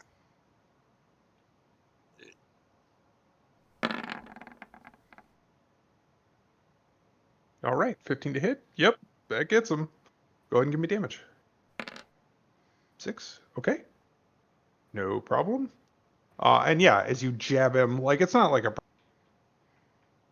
still nick him, hisses, literally hisses the animal, and raises the staff like he's going to try and hit you with it in return. But it is not his turn. You kind of fall back 5 feet onto the top of the wagon, but is there anything else you'd like to do? Yes, I am going to give.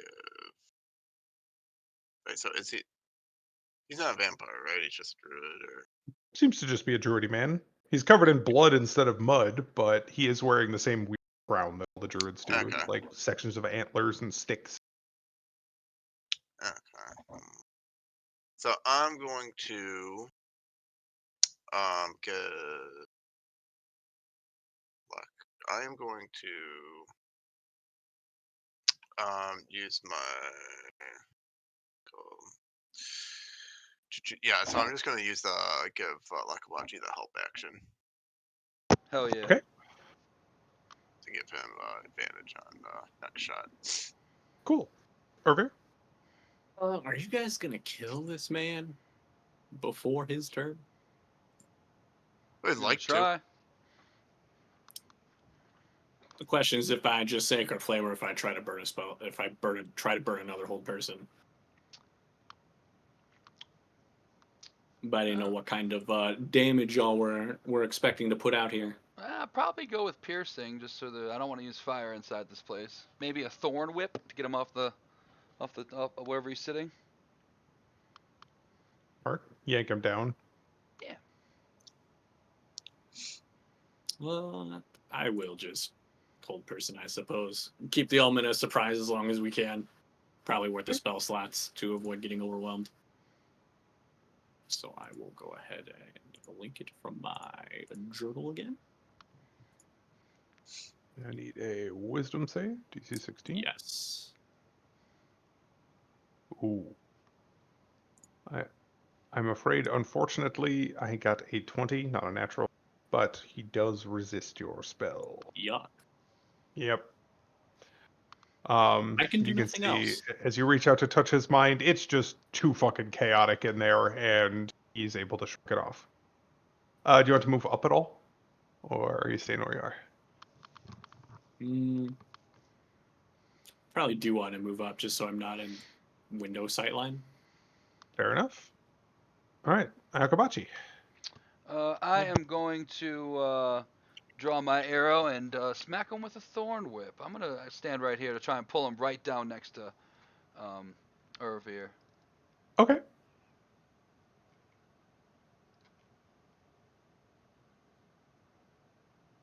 Thorn Go whip. ahead and roll the hit. 22, definitely. All right, takes another 5. And that just pulls him, right? Yeah, up to 10 feet. So if I Oh, not the wanted to, damage. I want the description. if I Yeah, could up to do it 10 like feet. 5 right there basically. I don't want to take him outside, but I do want to knock him to the ground. Okay, yeah. So 10 feet basically like pulls him forward out of the hole, and he will fall into this square. Perfect. Then I Um, will move up as Actually, well. wait, math. I think he takes a d6 of falling damage there. I'm actually gonna move up right here. Okay. Walk up those Okay. steps. Works Get out for of me. sight. And that's it for me. Brings us to Narlug. This guy's looking pretty ready, but not like super close to dead. We're at 11 He's total hurt so though, far. right? Yeah, he's hurt. Yeah, so he took actually slightly more because he took a bit of falling damage as well. Yeah, that's right. So Okay. I'm gonna do Toll the Dead. Oh, okay. Is that a save for Wisdom, Yeah, me? it's a thanks. wisdom. Yeah, wisdom. Let's see. Okay, I rolled a 6. There's no way in hell you passed it then. 2d12s. Oh, slash R 2d12. Oh my god! Big, big fat damage. Holy shit. Now, can you please link Toll the Dead for me? Does it make noise? It does make noise. Yeah, but it's not some crazy 3. It's not like it's thunderclap or Sound of a anything. door or spell fills the air around it. Okay. And just for a moment. So, yeah, I just wanted to make sure. 'Cause there are some spells that are like, Yeah, There's a thunderclap. huge Boom! thunderous slap. 120 feet away. Knock. yeah, Knock is. for I love example. knock, dude. That was such a good moment. It's like, fuck it, I'm using knock, dude. Jeez. Yeah, Jesus Christ, that's terrifying. And that's a cantrip? That's a cantrip.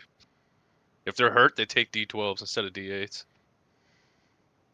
Huh. Okay. So, I didn't yeah, take it for flavor. that's pretty cool. So as you,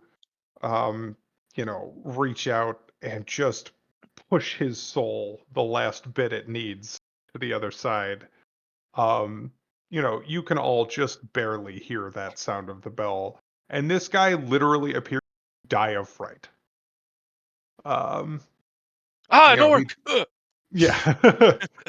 But just like goes pale in the few spots he can see that are not blood, grabs his chest and just falls over dead.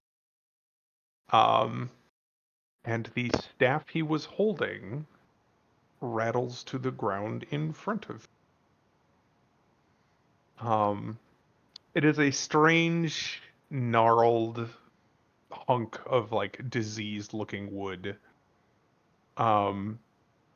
Yes, this staff is a spongy black length of wood with an obviously evil feeling, even being near it. You get the distinct sense that this is magical even without needing to identify it because it is so powerful. Does it? Can I do type of roll to see if it's more of Arcana or more of a druidic type of magic? Go ahead and give me a nature roll or an arcana. Nature. Oh, ignore the advantage. It's a 9. Ignore that plus 10 too. It's for sneaking. Oh, is that your pass without trace? Yeah. So 9. Okay.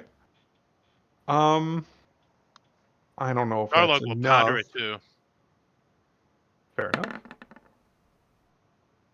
Ooh, right on the money. So yeah, I mean, you looking at it, this strikes you as more druidic than it does arcane, if that makes any sense. Like it's obviously made of natural materials, carved. It's literally just like tied together from these things. I can give you the picture, but I don't want to give you the handout because it has the entire stat block for it. Well, So it's incredibly. It seems very evil, which is pretty awesome. looks like this. This might not be the time though. Can I like rip off some clothing from this bloody? Irving druid? was gonna hand you a square of burlap. Yeah. So yeah. Thank you. And I was gonna like wrap it up and throw it in my bag, without trying to touch it. We'll figure it out later. Okay. Could always identify it later. It's not too late for me to do like a help action, right? Help me, Oh, help me to ID it maybe? Yeah. Are you proficient with nature or arcana? Yeah, are you Makes sense. proficient with either of them? I don't think so. Mm. No. We can figure it out later. I mean, we're not surrounded by enemies. Because this ain't really like a religious thing, though. It's really You know, the just last like thing we need is me or Narlock picking it up, Yeah. going crazy about wanting to be killing all vampires like this guy. You guys didn't hear him earlier, but he's cuckoo. I don't trust this thing. Yeah, they just heard him speaking a bunch of nonsense words and being covered in blood and mud and looking. So, you know. But yes, okay, so you wrap it up, and I'm going to mark that down. Yeah, I'm gonna throw it in my inventory. Strange magic staff. Evil magic staff. I don't think anybody other than maybe Zaki would possibly know what this is. But I'm going to give you the name of it, Zaki, so you can Okay. put it in your notes correctly. Please don't Google it. No, I don't know what that is. I don't play druid enough to know any of those magic items. The staff I know is staff of defense. That's my staff right there. Fair enough. what is that? Why is that like the?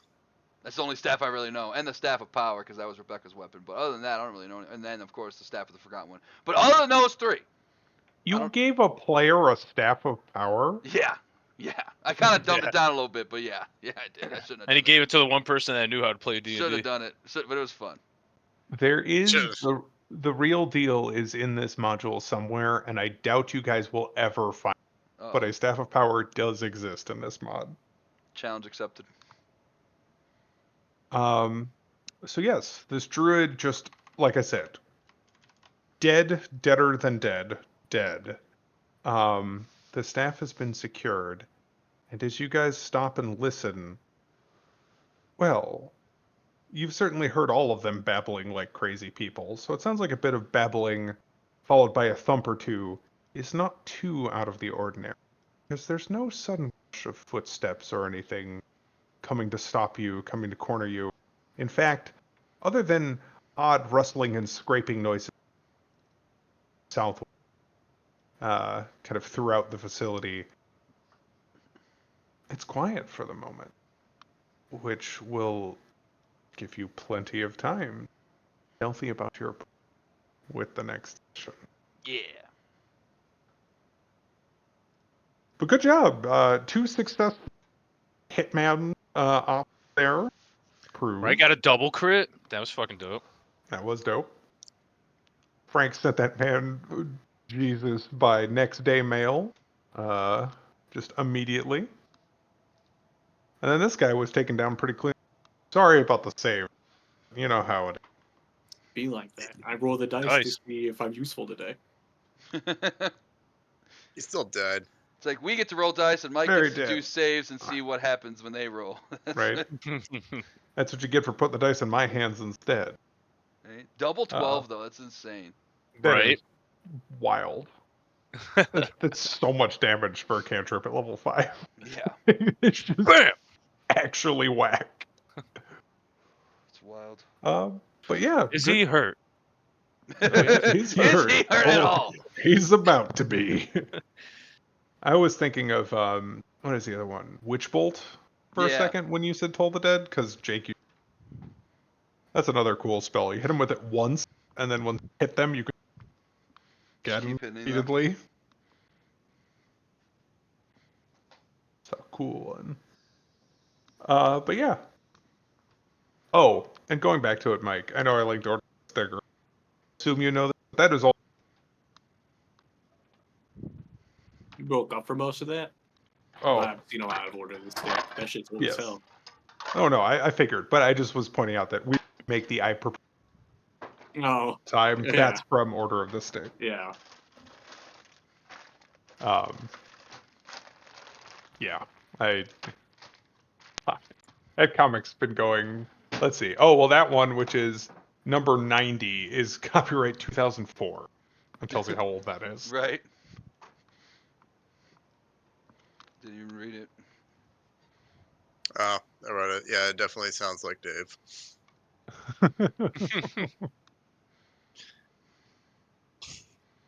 It's kind of funny, actually. I found that at exactly the I got right a time. 4. Book Did you hear me? I got a. it. But yeah, the first couple comics are making fun of the characters changing from 3rd edition to 3.5, and I stumbled across that literally right as our group was converting from 3rd to 3.5 and getting very confused by That's all of awesome. the changes. So What, yeah, what, that comic's there been a going lot- just was about as there a- long as I've been playing. Was there a lot between 3 and 3.5? Oh yeah, I mean, 3 is like the last of the truly old school editions, if that makes any sense. Like, it was extraordinarily complicated. You needed, like, the book in front of you to play half the time if you weren't just doing regular combat shit. There Hella were, grindy. like 5 times as many skills as there currently are. Just all sorts of insane things you had to pay attention to. Bring back all of our Um, feats, god damn it. Yeah, well, that still feats were Thaco also too? much more. No. No. So that's 2.0. 3.0 was not Thaco, but it was like Mike mentioned flat-footed earlier. So you had like multiple different types of AC. So like you had standard armor, and then you had your flat-footed AC. Couldn't use X, or restrain. You had a touch AC for things that like only needed to make contact with you, need to hit your meat. So like a lot of spells were touch. So like your touch AC didn't actual armor because it wasn't blocking anything from making. Right, from touching you. So like having to keep track of like to it. Things like spells having fizzle chance was really shitty. Oh, so what? There was a chance spells would just fail. Right. So like if you weren't wearing armor at all, caster no fizzle. If you chose every spell you cast would have like a 10 or 12% or 20% chance to just not work. Yeah, you So, paid like, the mage armor tax. Right. That sounds like fun. It had a lot of complicated rules for like Casters just don't cover wear heavy was armor so now much more either. complicated. Some of them do. Warlocks can get heavy armor proficiency as a pact boon. So you could be a plate mail wearing warlock now. I guess the Eldritch Knight has a thing too, I guess. Yes. And also like crazy class restrictions. So like barbarians had to be chaotic. Did not have a choice. Right. Paladins 'cause they had did to be neutral good, right? Paladins had to be lawful good. Lawful good, yeah. Clerics could only be one step from their deity. Monks had to be lawful. There were a lot more race restrictions. wasn't that back when like Race teams looked like specific weapons. Race Elvish specific weapons. Finblade. Yep. Oh, so fucking good. because Oh, weren't tieflings meant to be like chaotic? most of them are, yeah. Yeah, they Like, fall you don't into the have to half be, elf. but yep. You're all chaotic neutral. Lean towards chaotic neutral, or at least chaotic good for half elves.